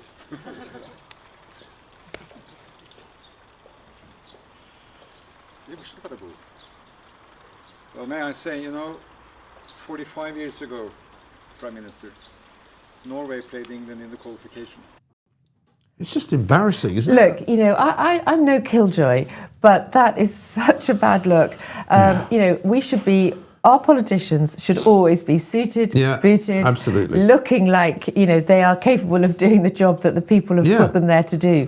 When you see them wander out like that, I mean, it's utterly cringeable. It is. It's and I do worry about Andy Burnham's wardrobe. He's going to literally need to go and he needs to get down to Marks and Spencer's and get some suits. When he was coming down to do his, you know, the sort of the deification of Andy Burnham when he came in to sign in at the House of Commons, and he finally, I said, please God, put a shirt and tie on, and he did. But it looked like it was somebody else's suit he was wearing, somebody else's shirt and tie. Yeah, he probably borrowed it because he calls the other clothes his Manchester clothes. What about this other ludicrous idea that he wants to waste even more public money by having, you know, number 10 North? Which seems to me to be just completely performative and a load of old cobblers. But also the fact is, look, historically, this wonderful building that we have here in London, the Houses of Parliament, it's a privilege to go in there every day. I pinch myself every day with the privileged position that I've been put in by the voters of Runcorn and Helsby. And he should do the same. You know, Makerfield voters have put him there. You know, we might question why, when they voted Leave so overwhelmingly, and he wants to take us back into Europe, when he can't make a decision about female safe spaces. Right. You know, I do wonder why somebody would vote for someone like Andy Burnham. But the point is, he's here. We've got him. But he's going to be the Prime Minister potentially. So he needs to be in London, he needs to be in the Houses of Parliament, and he needs to be behaving like a Prime Minister. Let's just remember, Mike, we have had 7 or 8 Prime Ministers in the last 10 years. I mean, that is absolutely shameful. Mrs. Thatcher, again, you know, I mentioned her again. It's no secret she's my heroine, but, you know, she was in for, 13 years? Tony Blair, to be fair to him, he did 13 years. Cameron did a decent stint. You know, I can't remember because of the coalition. I think it was, I can't remember exactly whether, but it was over 10 years, wasn't it? Well, he was in for a decent period of time, partly with the coalition, partly on his own. And the thing is that the nonsensical way that the governments have been running and the country's been run has been just ridiculous, isn't it? But you look at Burnham and you think there's no way he's going to be a 10, 12, 15-year Prime Minister. He's going to be, at this rate, I mean, a 10-minute Prime Minister. Well, this is the thing. I mean, even if he doesn't have an election before it's due in 2029, there's no way that Labour wins that, in my view, because, you know, I think people have made a gross error, and a lot of the people in the Westminster bubble, I think, have done this. Because he won Makerfield with quite a big majority, a lot of people went out and voted. They think it's almost like the rebirth of Labour. And suddenly everybody loves Labour again, but they don't. People still absolutely detest Labour. And the main reason they voted for him was to get Starmer out. But look, Andy Burnham is socialism on steroids, is how I describe it. The taxes are going to go up on hard-working Middle England. They despise people that are successful, that have made money, and they just want to tax it to the hilt. And Andy Burnham is in that camp. He is way further left than the centrist that Starmer is. So we have all this coming down the line, and I just think Andy Burnham is going to be another disappointment. And interestingly, yes, he did come in on this, you know, this big wave of sort of like, is this going to be the answer to Labour's problems? A bit like Boris came in, of course. And again, Boris, what a disappointment. Well, he made a lot of promises. I mean, I suppose in Boris's defence, he would say, well, he got COVID in the middle of it all and he had to handle all of that. But again, you know, those of us, I know it's easy in retrospect to look back. You might say that that was very badly handled as well, because But look, the amount of money establishment- that was spent on the whole sort of COVID exercise of sending people home and just paying them not to work. I mean, it was insane. And look at how the establishment from day one wanted to bring Boris down. Yeah. I mean, he, you know, over the party gate and his cake and all the rest of it. You know, did he or did he not have a mouthful of cake on his birthday? I know, it's pathetic, wasn't it? Utterly ridiculous. Yeah. But actually, it's an interesting analogy, isn't it? Because, of course, Boris was an excellent mayor of London, in my opinion. He was. You know, he was just perfect. He was a round peg in a round hole as mayor of London. Yeah. And some might argue that Andy Burnham has done a, you know, or certainly he certainly portrays himself as being king of the north. Well, he says he's done a great job in Manchester. I know plenty of people, though, who say, actually, that they're from that area and they don't think he's done a great job. Well, and the city is in a great deal of debt, by the way, as well. And also, not only that, so obviously I'm a North West MP from the area, and the fact is that, you know, we know up there in the North West that it was Howard Bernstein, the chief exec of Greater Manchester, and Sir Richard Lees, the leader of Greater Manchester, interestingly, a Labour guy, but they're the ones that drove the investment. But they drove investment into these big, fancy, modern tower blocks, apartments, which, by the way, are all sitting there empty, whilst child deprivation in Greater Manchester is still at 47%. Yeah, it is. And most of those high-rise buildings are actually student accommodation, so they're kind of money that is not probably going to be going into the Manchester economy. It's money that's going to be going into the pockets of the private investors who put the buildings up, many of whom are probably in China or something, you might say. But let's talk about the Manchester the mayoral election as well, because you've got a candidate now. And there's a big deficit, though, isn't there? Because I think Andy Burnham got something like 450,000 votes in Manchester, and the Reform candidate last time only got about 50,000. So as much as people are saying, oh, well, Reform might win Manchester, it's quite a big step, isn't it? Yeah, of course. Look, I think we've got an excellent candidate in Cyan Astley. She's a great, strong, powerful woman. So, you know, bring that on. I'm all for more of those in the party. Absolutely. And of course, we'll give it our best shot. I think the Labour candidate, is it Bev Craig? Yes. She's the current sort of leader of the council, of Manchester City Council. Yes. Yeah. And actually, do you know what? I've debated with her several times, you know, on the sort of Sunday morning politics round. Right. And yeah, you know, she's an interesting woman. She's capable. She's clearly running a big budget up there. So look, we will give it our best shot. We've got a decent candidate. But of course, these cities like Manchester are always a challenge. Of course, we'll see what happens, but we'll certainly give it our best. And of course, we've also got Colin Sutton, the wonderful Colin Sutton, running in Norfolk as the Police Crime Commissioner at the moment. Yes, absolutely so right. there's several things going on around these sort of edges.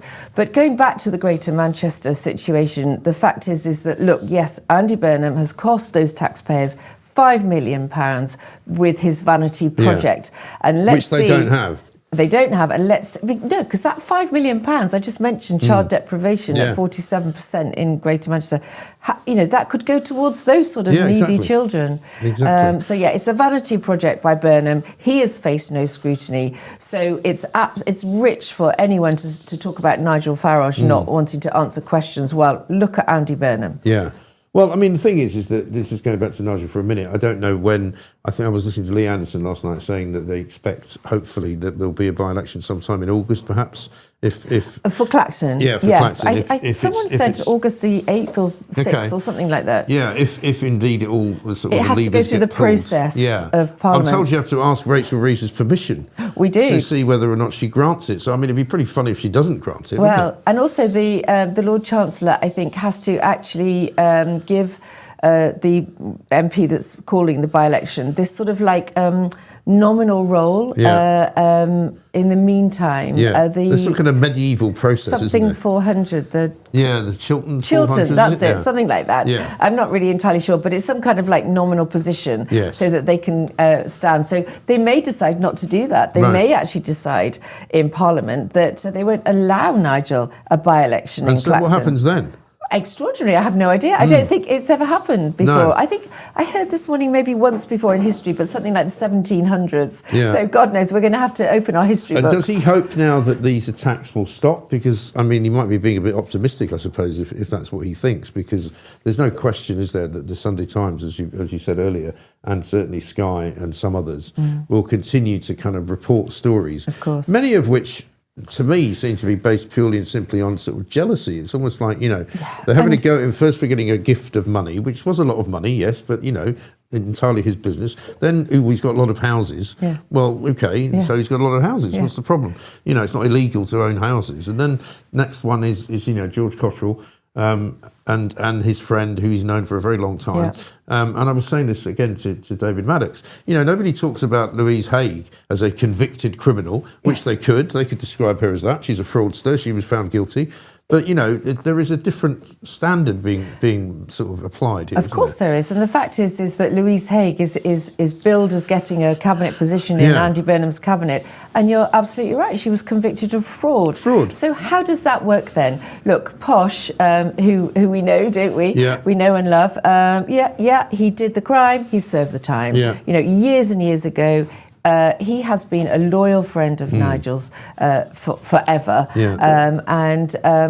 Nigel is lucky to have someone so loyal. And yesterday, you don't have to give too much away, but did he seem, Nigel, happier after he'd made his speech? Did he seem, because he's looked pretty unhappy in recent times. You can't blame him for it, to be honest. I think what pushed Nigel over the edge, to be honest, was the fact that Sky News went to the home of his daughter. I think he thought, at that point, we've got to stop this. This is ridiculous. Richard Tice has had various threats, and now he's had the Guardian release his bank statements. The attacks are absolutely relentless. And Nigel has just said, you know what? He's coming out. He feels stronger than ever. He is more determined than ever.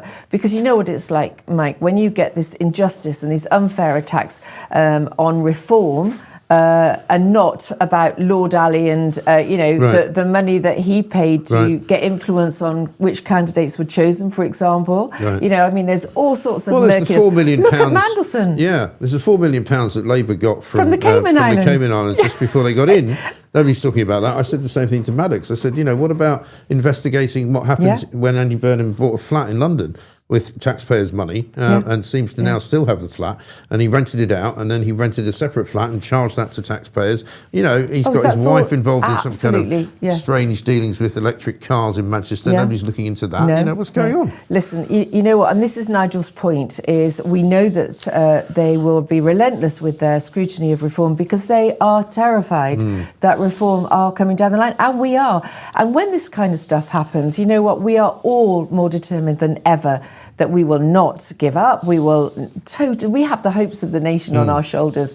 When I go to Runcorn and Helsby and I walk around the towns and I go and get my coffee, I am inundated with people that come up to me, hug me, literally almost cling to me and say, please don't give up, don't stop, because you are the last way we're going to save this country. And that is why Nigel will never give up. We had no doubt yesterday that he wasn't going anywhere, that he was going anywhere. I wasn't entirely sure what he was going to say, I have to say, but I knew it wasn't that he was going to turn his back on the British people. He would never do that. He spent his entire adult life, really, certainly the last 25 years, 30 years,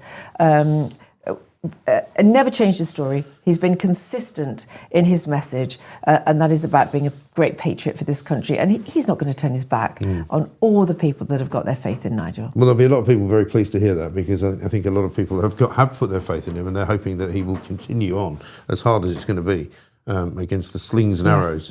But Sarah, great to see you. Thank you so much for coming in. Thank you.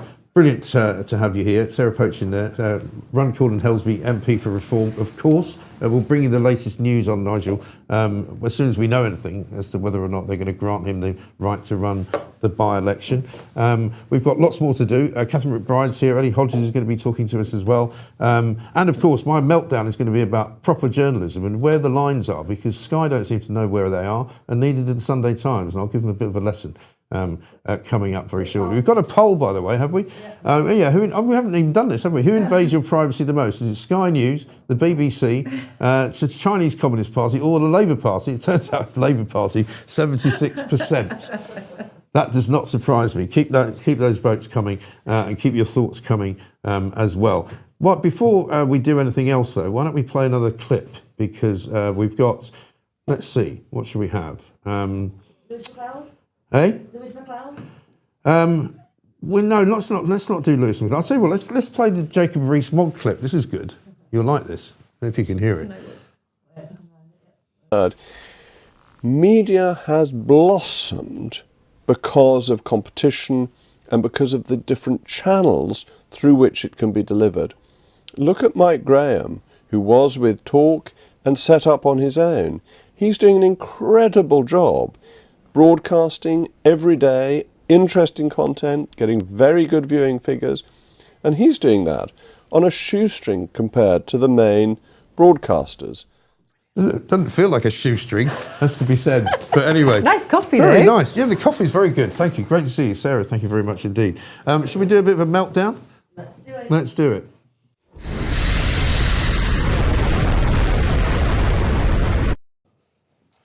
So, the news and the views are very much in the news this morning because Sky News has been given an absolute shellacking by everyone from Reform, including Robert Jenrick. He said this on Twitter this morning. Sky News have been exposed for lying after Nigel Farage published the footage. There is never an excuse for targeting the children of politicians. Their pathetic defence was that Nigel wasn't answering questions when they knew he was out of the country meeting the Vice President of America. They then hosted Adam Bolton to defend Sky's behaviour on air. Who is he? A close friend of Peter Mandelson, whose wife was a senior advisor to Tony Blair and who has just been made a peer by Keir Starmer. This is the type of media organisation that Lisa Nandy wants to give privileged status to. It's all a cosy club, but it won't wash anymore. Nigel Farage and Reform UK are here to shake things up.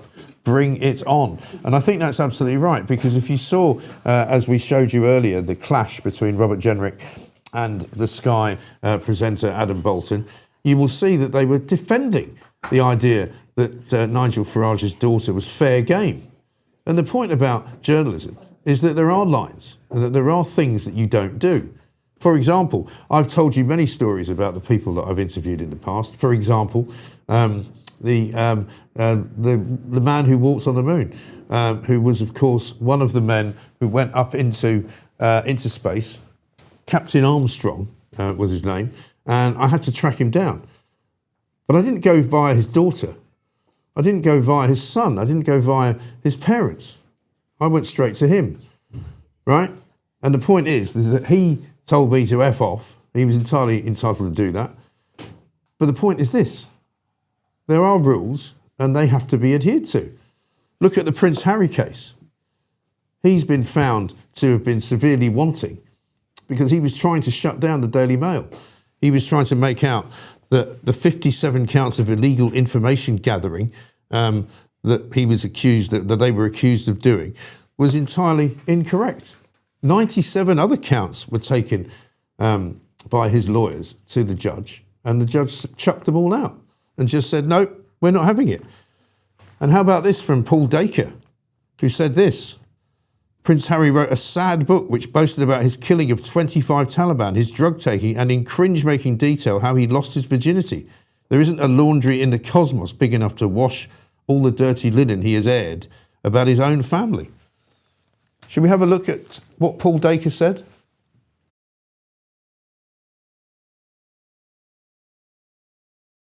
"4 years ago, lawyers for Prince Harry, Doreen Lawrence and Elton John accused the Mail, in a blaze of publicity, of placing bugs in homes, cars, cafes and landline phones.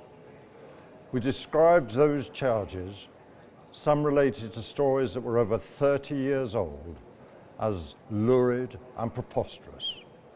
Today, in what was a momentous victory for the Mail, the High Court dismissed every single one of the 97 claims. That is an overwhelming vindication of our journalism. The Mail's famous front page naming 5 thugs as Stephen Lawrence's murderers could have seen me jailed for contempt of court. Instead, it triggered the Macpherson inquiry and the eventual jailing of 2 of the killers. Stephen's father, Neville, says he owes the Mail everything. Why Baroness Lawrence, for whom we have always had profound respect and sympathy, chose to turn on both the paper and the brilliant reporter who campaigned for justice for her son for over 2 decades, is something I will never be able to comprehend. Prince Harry wrote a sad book which boasted about his killing of 25 Taliban, his drug taking, and, in cringe-making detail, how he lost his virginity. There isn't a laundry in the cosmos big enough to wash all the dirty linen he has aired about his own family.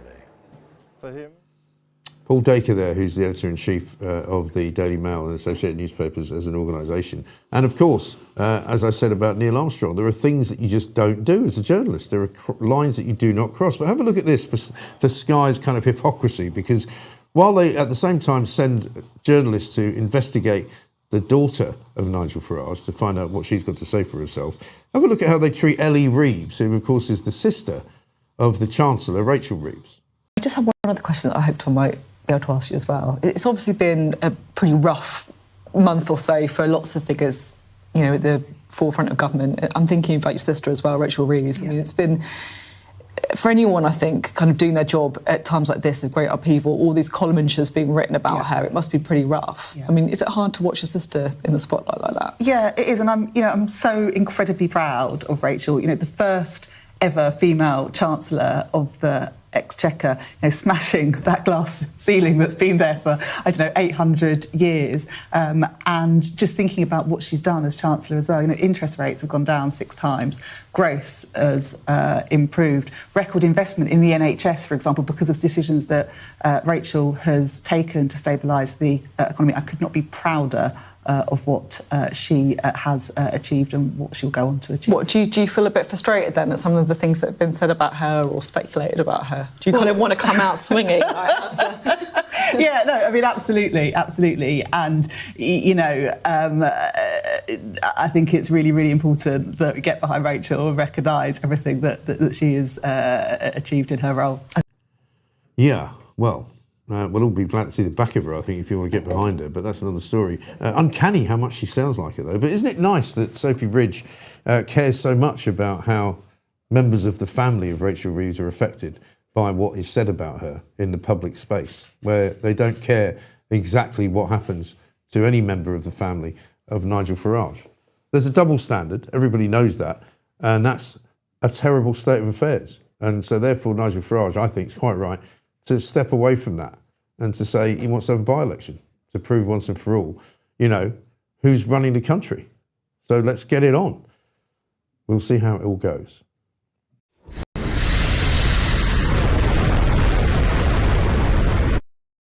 Right now, we've got Catherine McBride in the studio. Catherine, nice to see you. Lovely to be here. Very busy old day today. It is. Should we need to have some news first or not? No, just go for it. I think we don't need to. Catherine McBride. So, I'm looking at a piece on the front page of The Telegraph this morning saying Andy Burnham's got to raise taxes by 120 billion to avoid a crisis, according to the OBR. Glad we're starting there. That was going to be my first topic as well. I mean, you're the man to talk to. You're the woman to talk to about it. But where's he going to find 120 billion? He hasn't got it, has he? He hasn't got it. They would have to slash all the public services, which they will never do. Right. The way the economy is going, there'll be even more people on welfare. And so it's going to have to be more and more taxes. And the more taxes they put on, the less business, the less employment, it's the more welfare. Yeah. It's kind of incredible that this news was sort of completely blown out of the water by the other 2 stories you've just been talking about Farage and that's the trouble, Prince isn't Harry. it? Because whenever you do get these sort of, oxygen-eating stories like Harry and like the Farage situation, almost everything else kind of falls by the wayside, and it's suddenly, sometimes you can miss a day and not notice that the story was even there. So it's good that we're talking about it. Because the problem is, right, Andy Burnham as we know, is not somebody who I don't think is qualified to be Prime Minister. He wants to be Prime Minister, but he doesn't seem ready to be Prime Minister. He's not sure yet who his Chancellor is going to be. We haven't really heard much about what his fiscal policy would be. All we know is that he probably wants to raise taxes. Well, it's kind of interesting because I remember him as a Blairite. Yeah. I'm sure he was in Blair's cabinet. He was. I know you would have, yeah. He was Secretary of State for Culture, Media and Sport. Yes. And he was also, I think, when he was, just before he became an MP, he was a chief aide to Chris Smith, who was also a minister in Blair's cabinet. Yeah. So he's been around for a long time. But he also seems to have gone from, I mean, I would put Blairites as a sort of right side of the Labour Party. Yeah. And now he seems to be remaking himself in a sort of shape of a Green well, member of the Green Party. Don't forget, he was also in Gordon Brown's cabinet. He was also in the shadow cabinet under Ed Miliband, and he was also he used to sit as Jeremy Corbyn's kind of left-hand man in Parliament. He used to sit next to him. Oh, I thought he rejected Corbyn. I thought he left after Corbyn got elected. That's how I remember it. There is a clip, which I don't think we can probably find right now, but there is a clip, one of the most famous clips of all of Jeremy Corbyn, where he gets up and he shouts across to the Tories on the other side, I've just been to Brussels, and do you know what they said to me? And all the Tories in unison just shout, who are you? Yeah. Right, which is very funny. And Burnham's to his absolute immediate left, sitting next to him. Oh, right. So he may have left at some point, but he didn't leave immediately. Oh, right. Okay. So he is, the joke that goes around, which was started, I think, by John Craig, I think he told me at the weekend, from Sky, which was that, a Blairite, a Corbynite, a Miliband supporter and a Brownite walked into a bar, and the bartender says, hello, Andy. Hello, Andy, exactly. So we don't really know what he's going to be. Yeah. I know that Tony Blair, if he still has any influence on him, is saying you've got to release the oil and gas in the North Sea, which hopefully means that he's not going to put Ed Miliband as the Chancellor, because I think Ed would be a disaster. He would be a disaster. The only good thing is it'd get him out of energy, where he has been a complete disaster. Right. But except if he got him out of energy, surely he would probably continue his crusade, his zealotry, as Chancellor, which would make it even worse, because he would then be able to sort of guarantee himself that kind of money. Well, he should be doing his crusading from the backbenches. I can't believe the people in Doncaster keep voting for him. I know. And it is incredible that even the Green people who have benefited, like the Vince Dales, are also calling him out, going, no, mate, you've drunk too much Kool-Aid, you're going over the top. Dale Vince quite openly says that he's absolutely got no interest in heat pumps. He doesn't think they're any good. And he also doesn't think carbon capture is a good idea either, which is one of the things that they go on about all the time. No, it's very dangerous, actually. It is. And funnily enough, we saw I think it was yesterday, that we saw a story. There's a company which supposedly is an offshore wind company, which is now being paid £30 million by the government, by Shabana Mahmood's department, the Home Office, to actually use their boats to pick up migrants in the Channel, because presumably they're not doing very much offshore wind building at the moment, so they can now repurpose the boats to rescue people in the Channel. And you're kind of going, where are they finding that money from? It's absolutely outrageous. It is. And here's a tax that no one's talking about, that isn't actually anything to do with Andy Burnham, but it is to do with the whole Ed Miliband shebang, is CBAM. Here's a paper that I've written. It's on my Substack, but there's a much longer paper on the Global Warming Policy Foundation. Okay. And we're about to, from January the 1st, according to all of the government's publications on this, they're going to start taxing imports of steel and aluminium and cement and fertiliser and hydrogen, which is not a big deal, but the others are massive. Because we no longer make them anymore. Yes. In general, most of the production of those commodities has gone out of business because of our taxes and our big carbon taxes. Right. So now most of our car companies and our aircraft makers and our farmers who need fertiliser, they have to import them. So now we'll be putting a tax on the carbon in the imports. Yeah, which is just going to make it more expensive for the consumer, presumably. Yeah, eventually these costs all get passed to the consumer. Yeah. But this is the disaster that has become the Labour government, hasn't it? And as you say, with Andy Burnham, it's likely to get worse because we don't really know what he actually stands for. I mean, we know that, as you say, he's sort of reinventing himself as a leftist, which we understand to be the case. But he's not. I mean, he's left in I don't know how much you know about the Manchester budget, but the Manchester sort of city or mayoral budget, if you like, is in a massive deficit, like 1.6 billion or something like that. You know, so this whole kind of "I've made a great success of Manchester" story is just a story. Yeah, and the things that have done well there have not been things that he initiated. The things that were initiated before he even got into power. Yeah, and the Manchester, you cannot compare running a town, even a city like Manchester, with running a whole country. Manchester doesn't have to raise 4.7 billion for defence. Right. You know, they don't have their own army. They don't have their own NHS. There's a lot of things that he's going to suddenly be looking at, going, "Wow, where did that come from?" You know? I know the money's just not anything that he's really ever seen before, and he's never been, as I say, on a frontline kind of cabinet job. I think, as I said, it was culture, media, and sport, which is a bit soft, isn't it? A bit sort of fuzzy. It's not like being Chancellor or being Foreign Secretary or being Home Secretary. And he's going to have his own team, I suppose, with him as well. Well, we don't really know much else about what he's going to do. He says that he's not really very well versed in international affairs. He's never really been an internationalist, if you like. He just likes domestic politics. Well, he's going to find that that's not the job. Well, I would actually like to see a Prime Minister spend a bit more time on domestic politics. Yeah. I think that's been one of the first things. The UK's in trouble when Keir Starmer was on a plane somewhere, getting photographed beside Emmanuel Macron or Ursula von der Leyen. And it's like, well, why are you over there again? Yes. Why aren't you back here?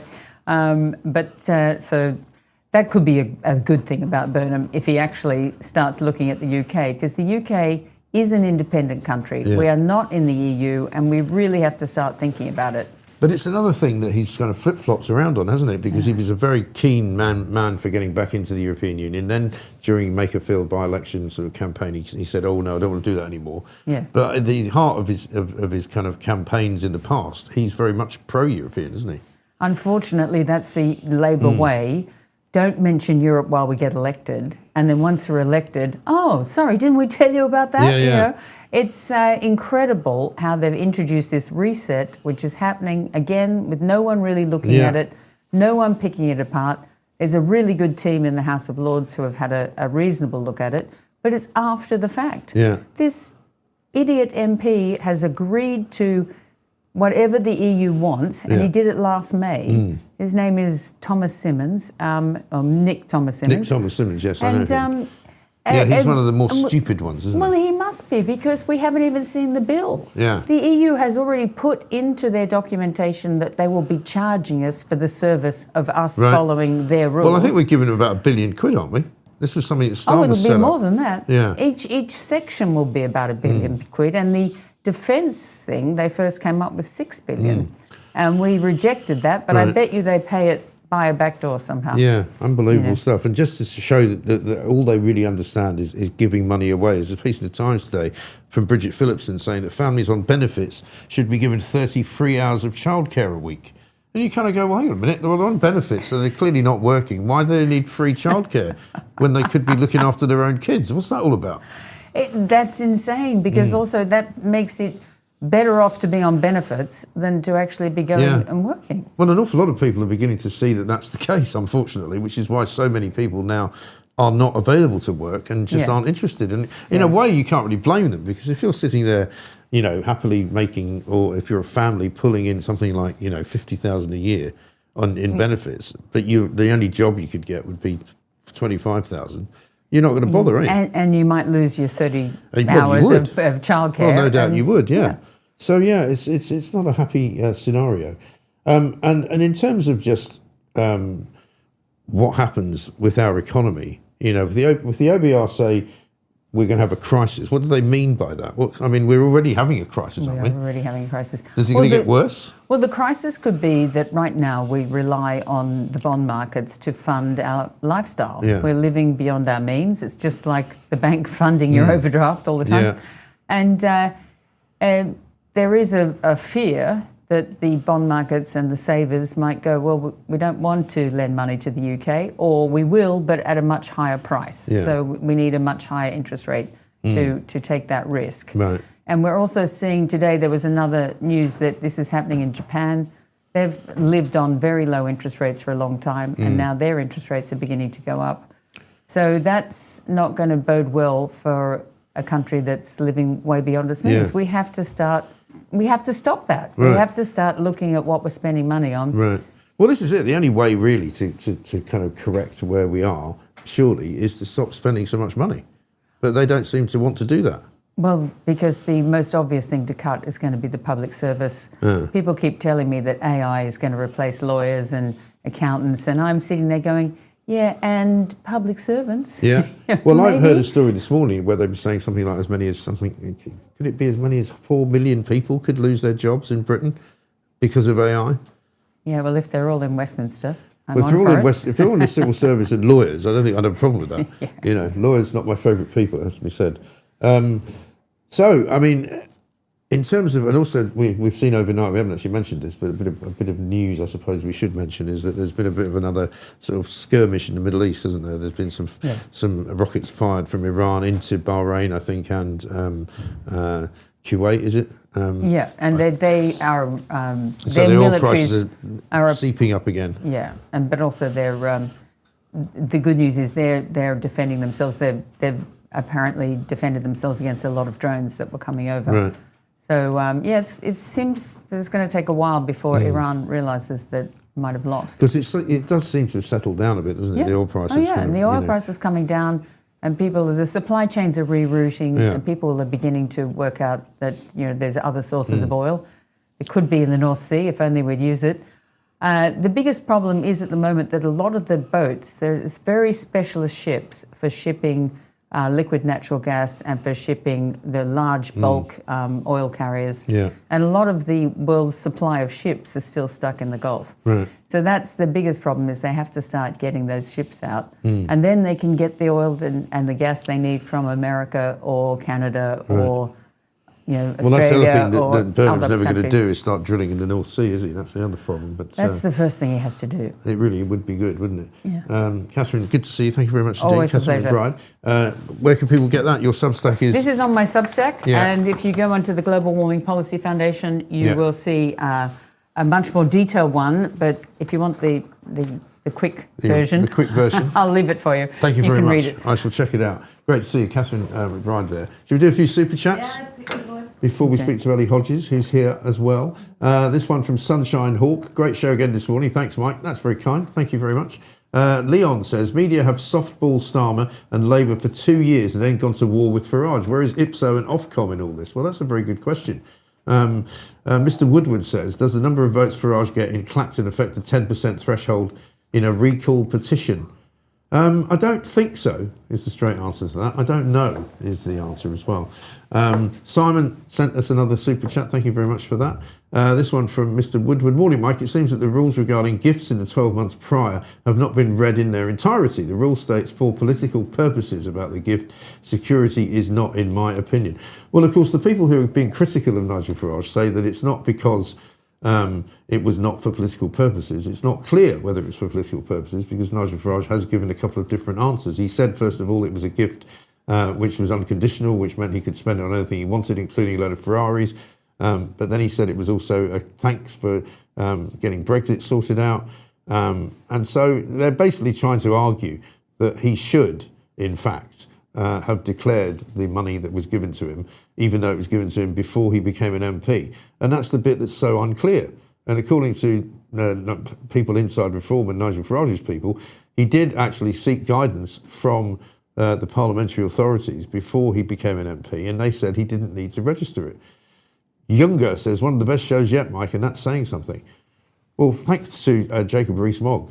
Best show you've done, Mike, says Debbie. Wow. Crikey. Well, we should give up then, shall we?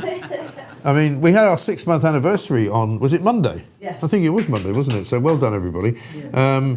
And coming up, we're going to be talking about a great many things with Ellie. I'm sure she'll have something to say about the Nigel Farage story. Let's play another couple of clips, though, shall we?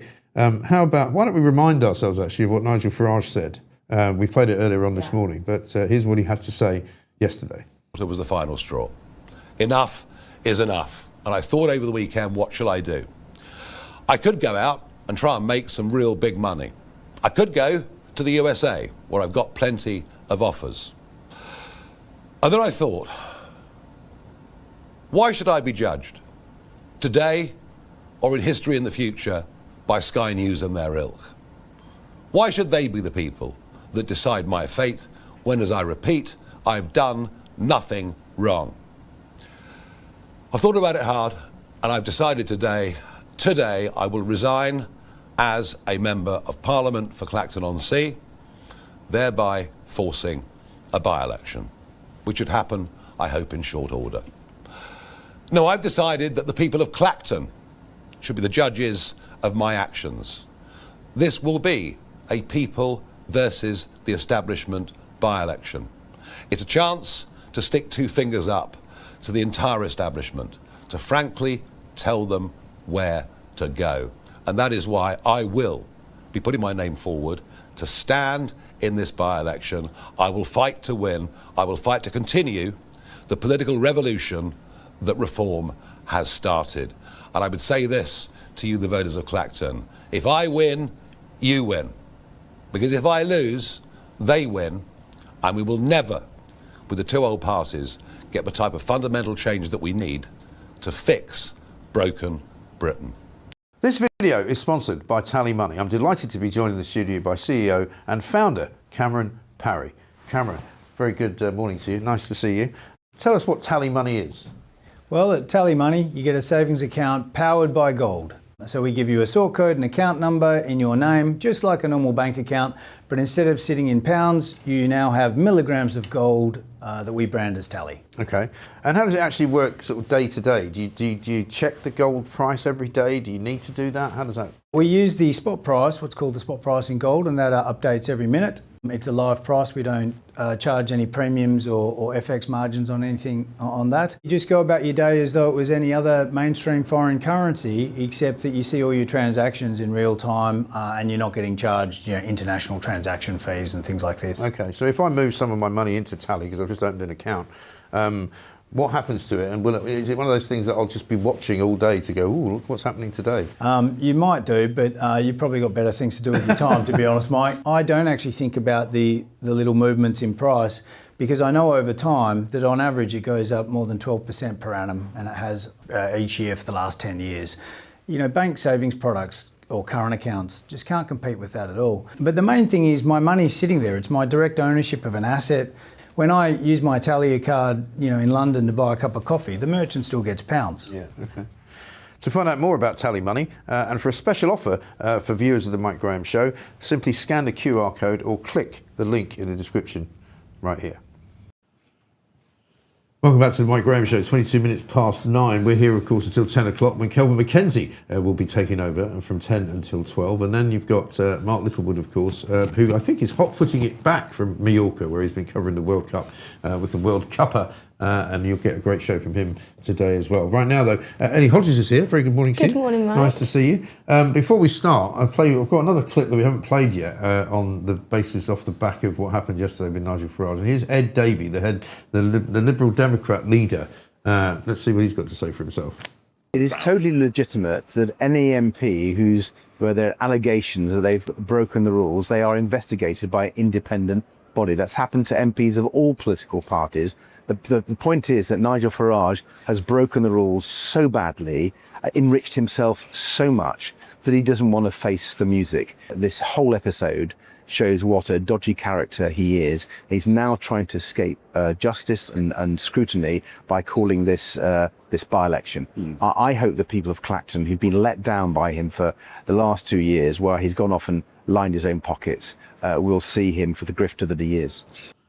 That would be the same Ed Davey who charges the taxpayer £320,000 for the running of his office in Westminster.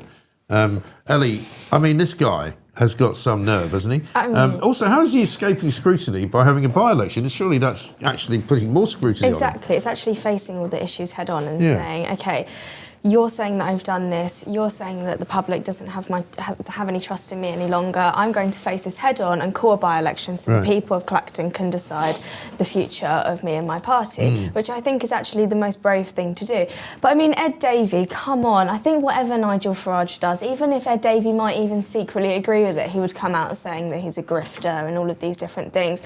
And he's now actually said, I think it was on Times Radio yesterday or this morning, he said he wants to amend the law so if an MP's been investigated, they can't resign their seat, and he wants to call it the Clacton Clause. And I mean, it's just absolutely ridiculous. And I think what we've seen here is all of the establishment and all of the mainstream parties come together.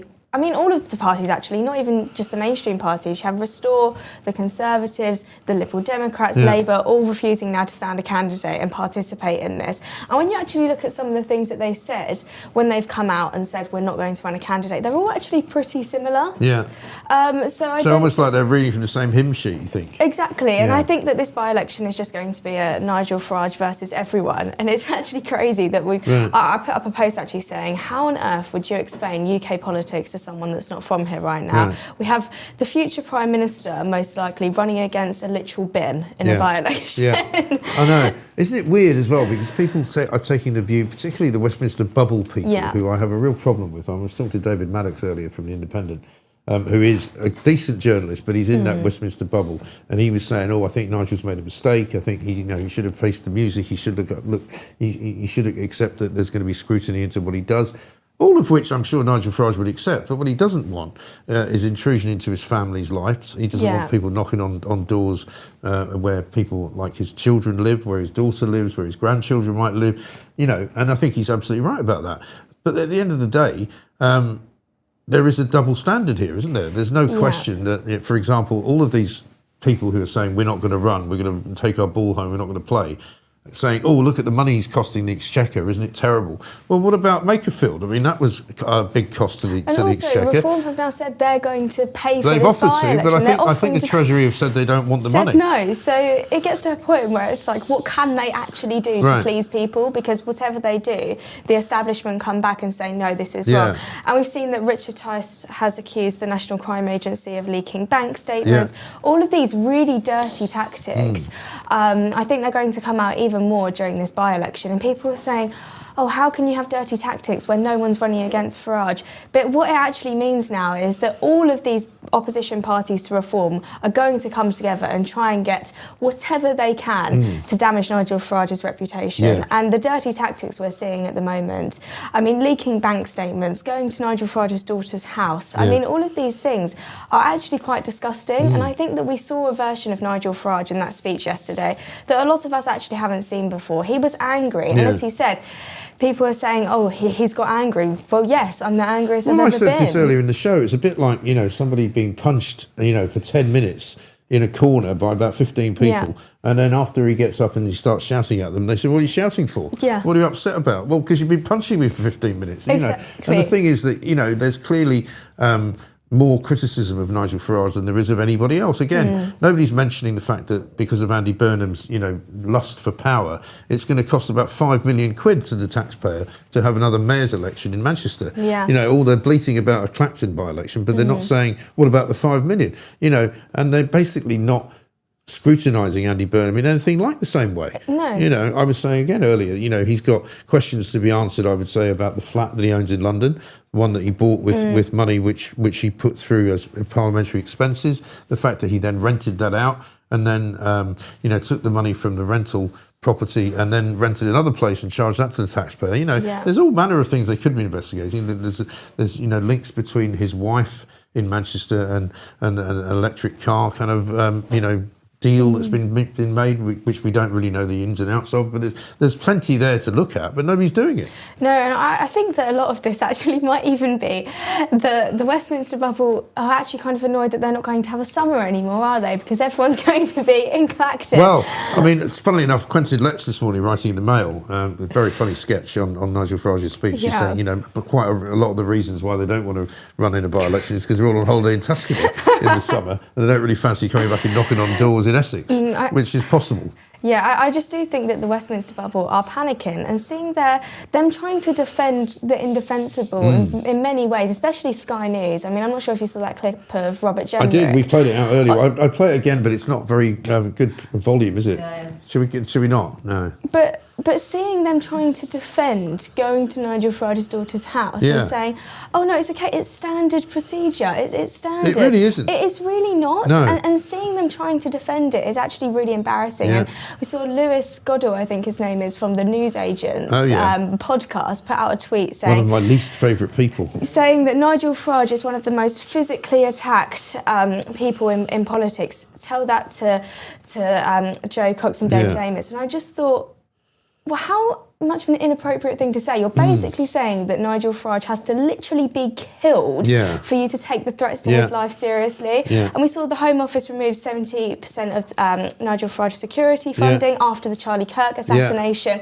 And I think it's which still haven't really justified. Said why they did I that. just think that it's got to a point with Nigel where he's actually just had enough. Yeah. He's had enough of the security threats, the threats to his life constantly, all of the smears, the dirty tactics. Yeah. And when I say this, I have a lot of people on Twitter say, so you're defending all of these stories that have come out about him. I'm not. There's some things that have gone seriously wrong and that Nigel needs to go away and think about how he's going to learn those lessons, 100%. But it is getting to a point where there is clear double standards. Yeah, well, there's no question. I mean, I had lunch with him once years ago in a place where he couldn't drive the car right up to the restaurant because it was a sort of pedestrian bit.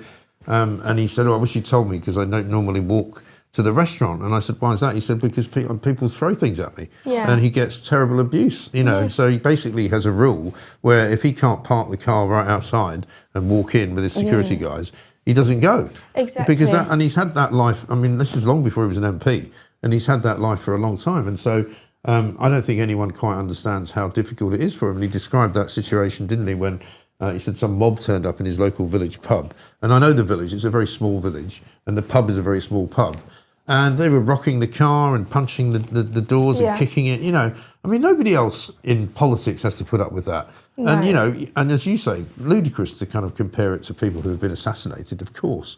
But, he needs protection because of that very threat. Yep. He's going to live like that as well for the rest of his life. Even if he decided now he is going to take a step back from politics, he's still going to need security literally till the day he dies, which is something that a lot of us would just never be able to understand.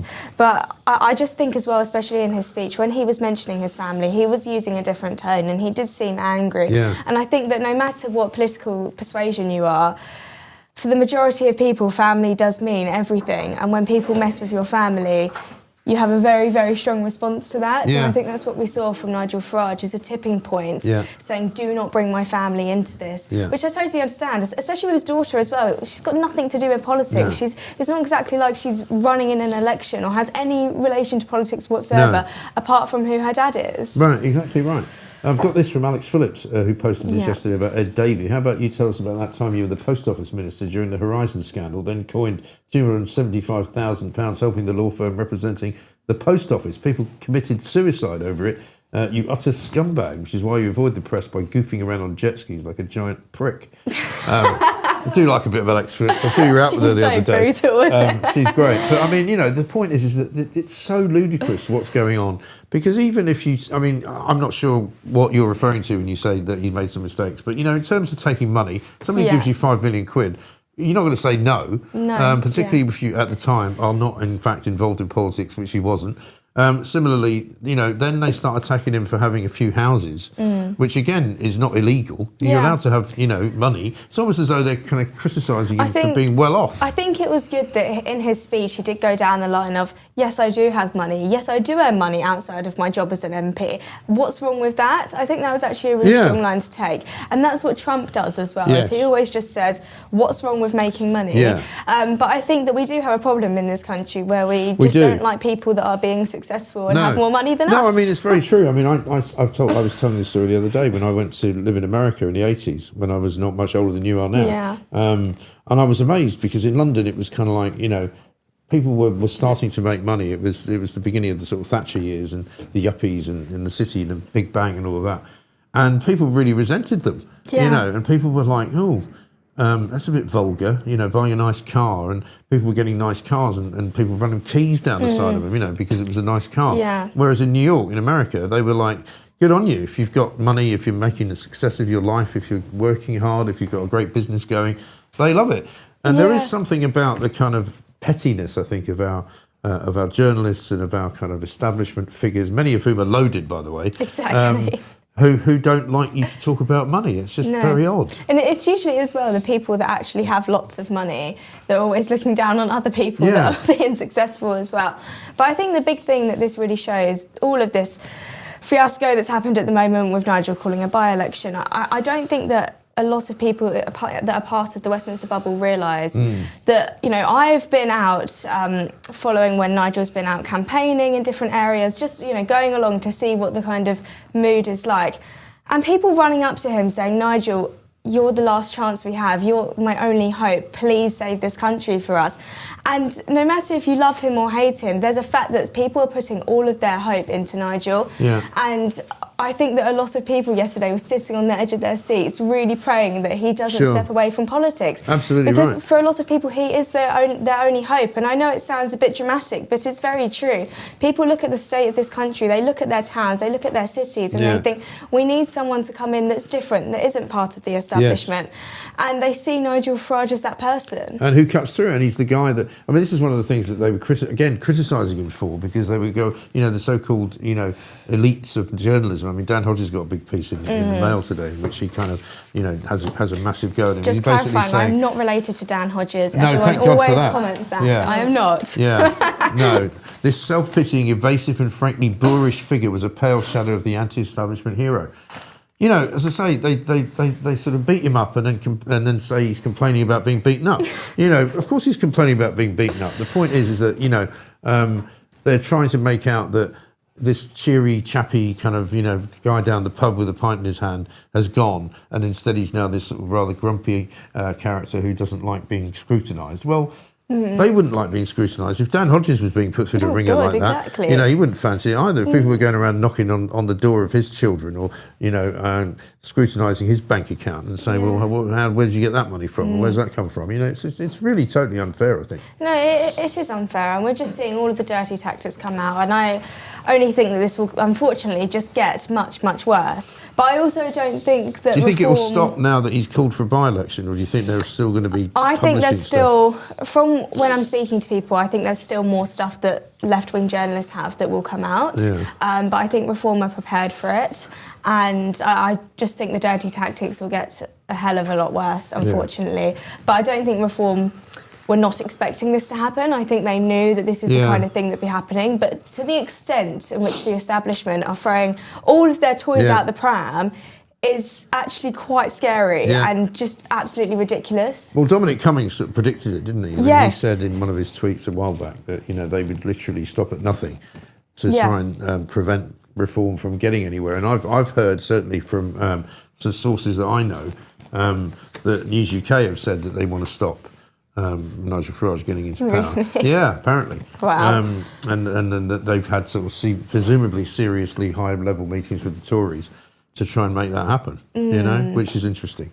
And which would also explain why the Sunday Times and the Times have been so heavy about going after him, But we shall see.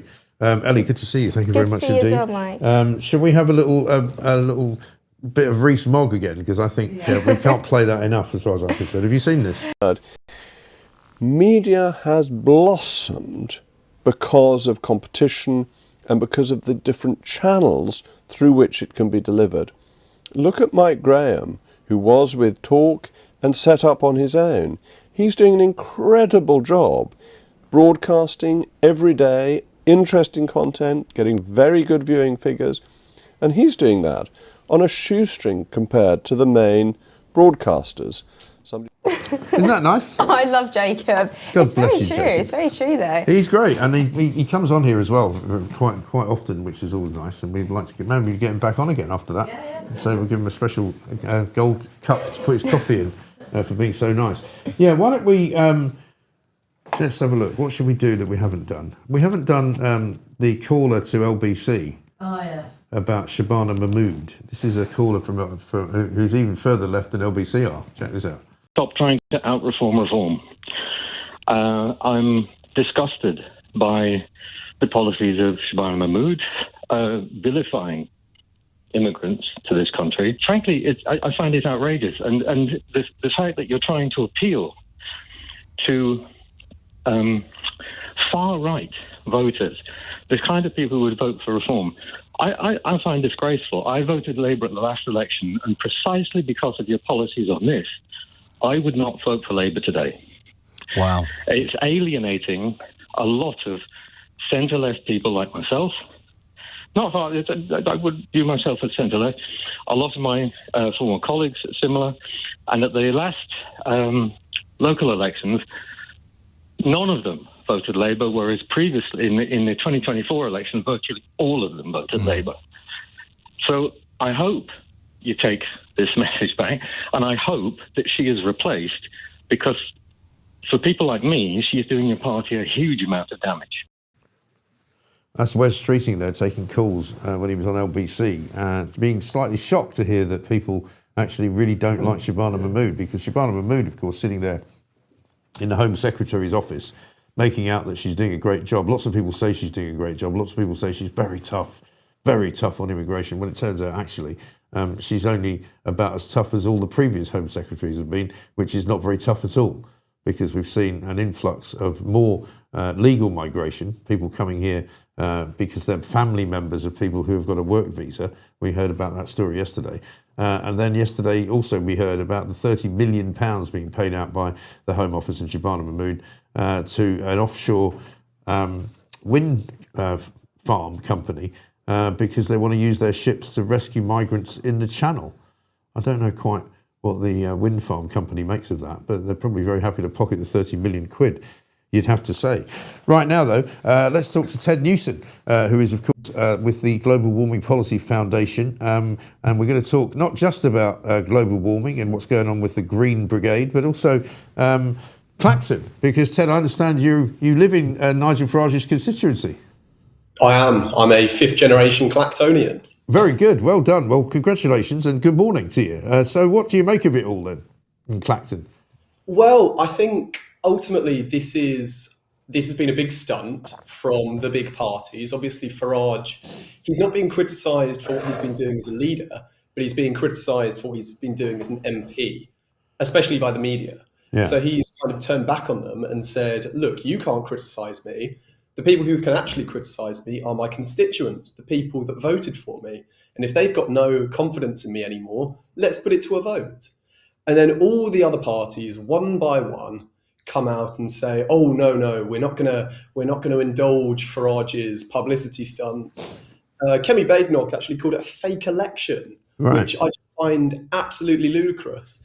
And if anyone in Clacton didn't agree with Farage, because I know there is a certain chunk of the electorate that don't agree with Farage, what alternatives do they have now? I've seen social media posts from the tendering district Greens saying that they were getting their membership ready to stand. And clearly Central Party has kind of put the brakes on that and said, no, you can't. We're all together with the Uni Party. We've got to stand aside and we've got to wait for the proper by-election. It's ludicrous. Yeah, it is mad, isn't it? Because in the end, it's just as valid a by-election as Makerfield was. You know, when you think about the reasons why Andy Burnham wanted to stand in Makerfield, first of all, he'd been to 26 different constituencies, I think, to try and persuade their MPs to step aside for him, and failed. So he finally found Makerfield as his new home. That cost another, 200,000 or 300,000 quid. And not only that, but now by winning it, he's cost the taxpayer another 5 million to run a mayoral election in Manchester. So these people who are now bleating about the cost of the by-election, which Nigel Farage and Reform have offered to pay for, is ridiculous, isn't it? It's double standards. Yeah, well, I mean, it's just typical Rachel Reeves saying Reform can't pay for this by-election that they've chosen to have. The taxpayer's got to pay for it. So that really is something incredible.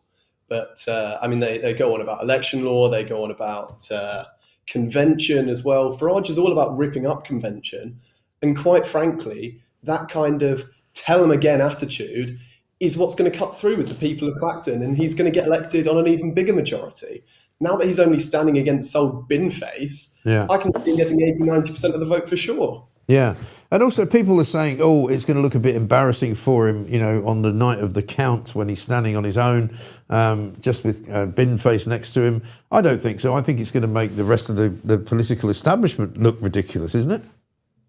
Yes, exactly. I mean, I think it beggars belief that Kemi Badenoch can come out and call it a fake election, especially after all of this slander she's been saying about Farage being some kind of Trump figure, calling a whole election fake, a democratic process of where I live just invalid to one of the major establishment parties.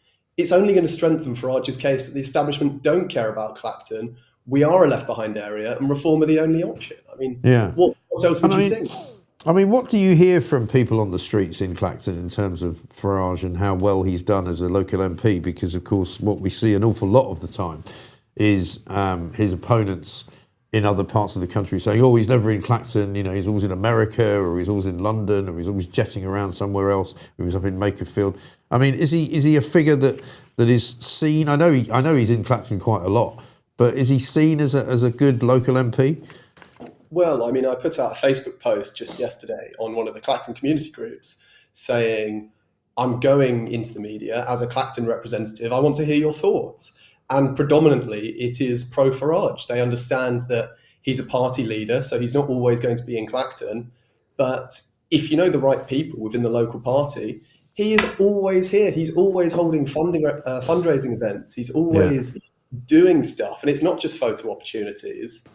And look, I mean, he is a party leader. What is Ed Davey doing for whatever kind of middle class place he's representing? What's Kemi Badenoch doing to the people of Saffron Walden? What's Andy Burnham done for the people of Makerfield so far? And it's the same case every time. They're focusing on national politics rather than local politics. And do they care about some of these allegations surrounding either the money that he got from Christopher Harborne or the money that he may have got from George Cottrell? I mean, look, you look into political donors and there's always going to be kind of dodgy stories. Sometimes not the nicest people give money to you. But I haven't seen anything that suggests that Chris Harborne or George Cottrell is kind of doing it for a favour or doing it for evil reasons. And you listen to the kind of establishment press and they will go on and on about how horrible these guys are without actually doing much of a profile on them at all. I mean, I'd have a look into I think Green Party's received about 6 million quid over the last year. Who's funding them? Let's have a look. Well, that's the thing. Again, it comes back to the same old story, doesn't it? The double standards of people who want to look into all of the ways that the reform are funded, whereas they don't actually wish to spend too much time looking into Labour. You know, Richard Tice keeps tweeting about this Cayman Islands fund that gave 4 million quid to Labour just before they became the government. That all seems to have been sort of pushed under the rug. Nobody knows exactly what happened to the money or exactly what was required from the Labour government to this donation that came in from the Caribbean, and also, you know, some of Andy Burnham's funding and some of Andy Burnham's kind of, you know, financial dealings are not being looked at at all. Yeah, I mean, there was that funny Labour Together donation, wasn't there? Yeah. Where potentially they say that Labour Together is technically dissolved, but then I think it's Lord Sainsbury gave them £125,000 just before the by-election. I mean, what's that about? I know. But you hit the nail on the head. Labour gets £4 million from a Cayman Island investment company. Nobody says anything apart from the reformers, of course. And of course, they're getting all of this money from the unions. And you look at the sheer amount of money that the government has given out in contracts over the last year. Look, Reform are not the only people who are getting donations. And as far as it goes, cash for access, I happen to know the Conservatives have a £250,000 premium donors club where they get regular meetings with Kemi Badenoch and Mel Stride. Obviously, Labour's funded by the unions, and what we've seen with the job negotiations, they are kind of hand in glove with them. I think Reform are probably the most innocent party in all of this. Well, I mean, they're probably more transparent than others. And the other point about the monies that have been given out since Labour got into power, 138 million, we were told just the other day, has been handed out to various donors who gave money to Labour just before they got into government. 138 million pounds worth of government contracts. And again, where's the scrutiny? Where's the Sunday Times investigation into that? Well, to think that from the backbenchers and from the opposition benches, they would hammer Boris Johnson every week about the PPE contracts, which were bad.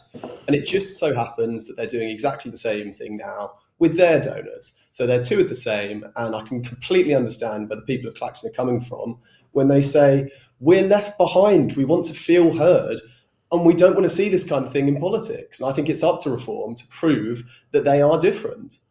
Yeah, no, I think that's right.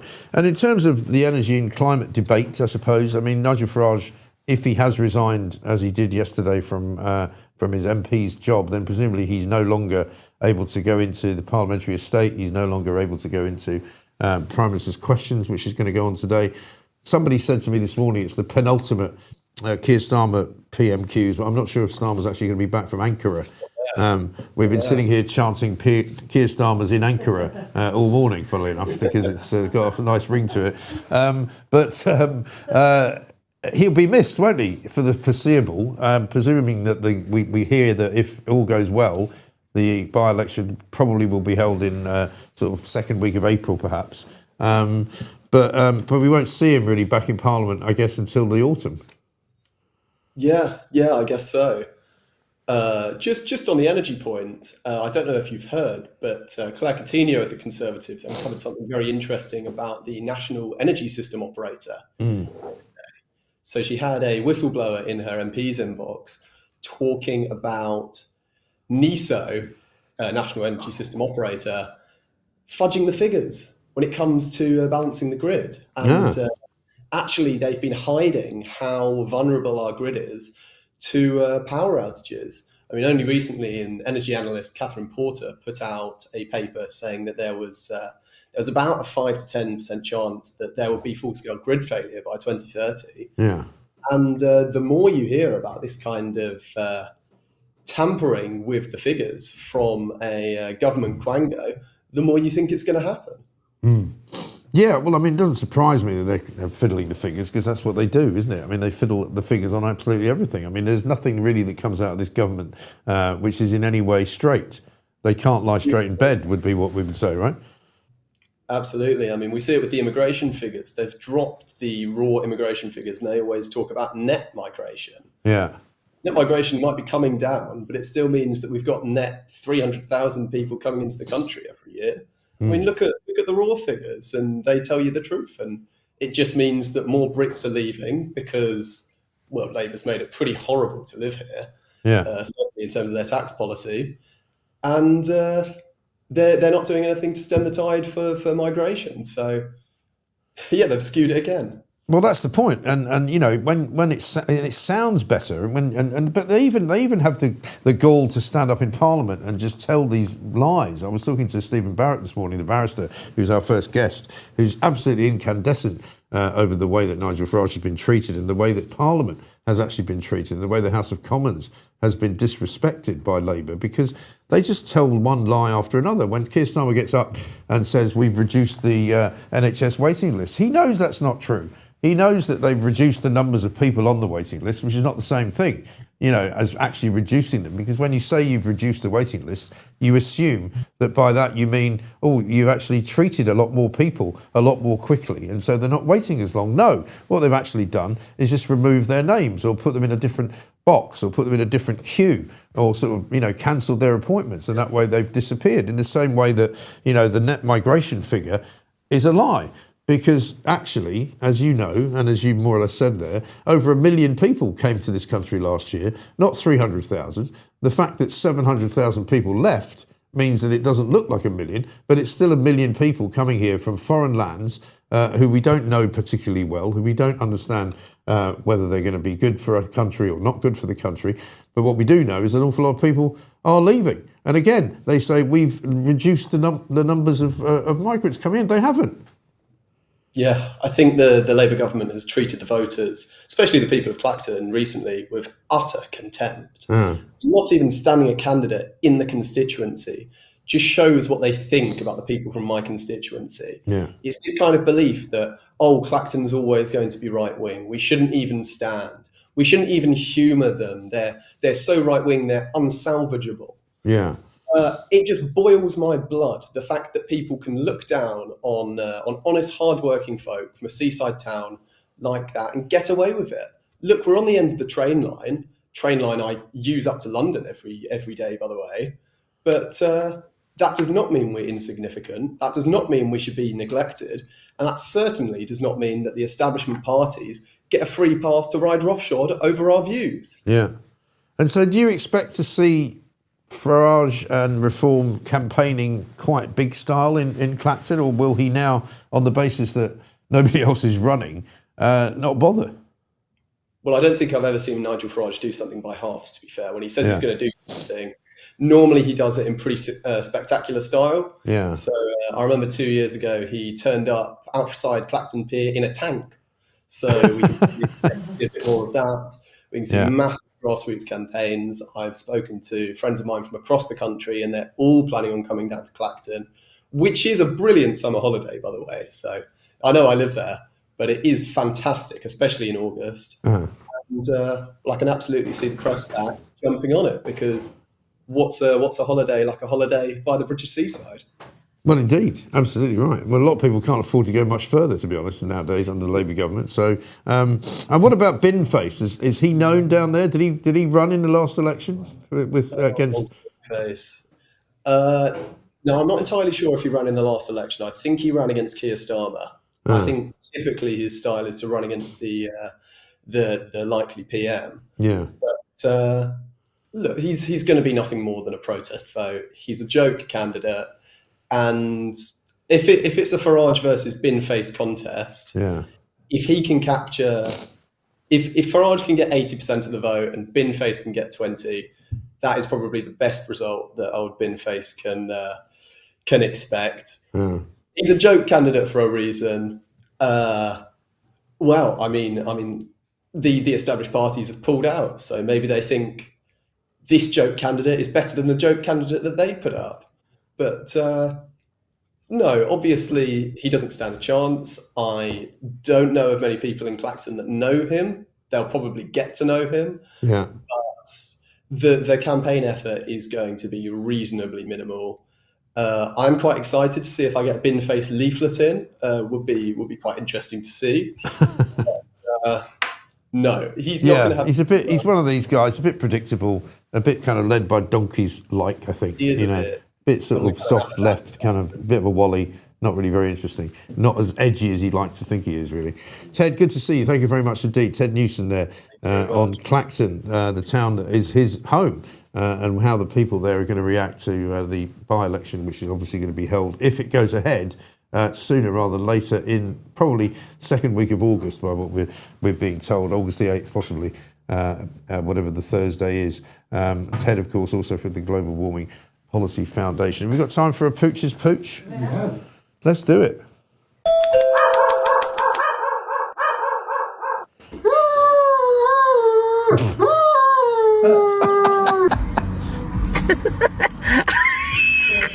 That's great.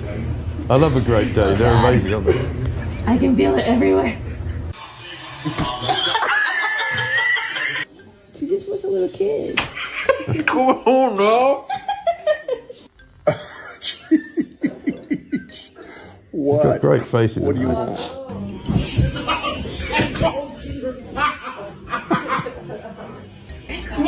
Minnie, please give it. Ow! She got it. You pulled my hair out!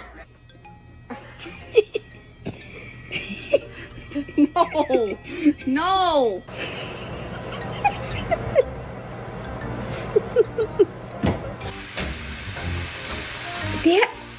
That shit had even went through the jacket. Brilliant. Great Danes. I mean, God, imagine what they eat. Absolutely extraordinary stuff. Well, it has been a great show, so thank you to all of you for your lovely comments and for all of your thoughts and and opinions that you've been giving us. Great show, Mike. I love Jacob and Sarah. They speak so much sense and are clear, so I can understand, says Irene. Thank you, Irene, for that. Jacob Rees-Mogg, class. Hope you get more subs after that. Well, he is class, Jacob. He's a fantastic man, and very fair-minded as well. Morning all. Mike, all the lovely ladies you've had on your show this morning are very intelligent. Why can't the Labour Party get any intelligent ones, says Stephen? Well, that's a very good question. And clearly, the Labour ladies are not very bright, but neither are the blokes, to be honest. I totally agree, says Sue. These guests are top class, for sure. Well, thank you very much for that. I should also tell you that over the course of the last 24 hours, not only have we produced 2 brilliant shows, 2 fantastic Kelvin Mackenzie shows, and of course 2 Mark Littlewood shows, but we've also put out an episode of the Thought Police, a new version of the Thought Police with myself and Lewis Schaefer. We haven't got a clip, I don't think, but we may be able to show you the picture of the 2 of us looking dapper. Have we got that? We haven't got that either. Tell them to go to the Thought Police YouTube channel. So the Thought Police YouTube channel, which I think is the thoughtpolice.com, is it? The Thought Police Online, I think. The Thought Police Online. There you go. The Thought Police Online. It's me and Lewis Schaefer there in a sort of black and white image of the 2 of us. We recorded it yesterday. It's episode 1. It's out now. It's on YouTube. And it may actually be possible that you can make it into a podcast. I've got to talk to Pooch about that. Yeah, we will. I've got some news on that front, which I need to tell you about, which I discovered yesterday. But it's coming up to 10 o'clock. There'll be Edward Hughes with the news. Kelvin Mackenzie taking over next door from 10 o'clock. I'm sure he's going to have a great show because there's so much to talk about. He's going to have a lot to say about the whole business with Harry and the Daily Mail as well, because it's right up his strata. I will meanwhile see you tomorrow at 7 a.m. sharp. Click the redirect, Mike, to go over to Kelvin. Click the redirect. UK Live is where it is, where you can find it. And just go straight over there and you'll be able to plug straight in. And I'm going to go around and have a word with him as well. So if you want to see what I've got to say to him, keep it UK Live online and we'll see you in a minute. Hi there, I'm Edward Hughes with your news. Nigel Farage dramatically quits Parliament amid a cheeky little donation scandal involving a fraudster mate. Hi there, I'm Edward Hughes with your news. Nigel Farage dramatically quits Parliament amid a cheeky little donation scandal involving a fraudster mate, then immediately calls a by-election so he can heroically battle the establishment, which conveniently is now too scared to even show up and fight him. Classic Nige. Turning oops undeclared gifts into a revolutionary triumph. Meanwhile, Prince Harry's back in London for Invictus stuff, promptly loses his big privacy lawsuit against the Mail, shocker, and sparks a right royal kerfuffle over whether he can crash at Buckingham Palace. Meghan and the kids, staying wisely abroad while Dad dodges the drama. John Lewis is axing jobs. The economy's wobbly. But hey, at least the heat alerts are keeping us all hydrated with tears of laughter. God save the king. And whoever's next in this circus. Later's Tigers.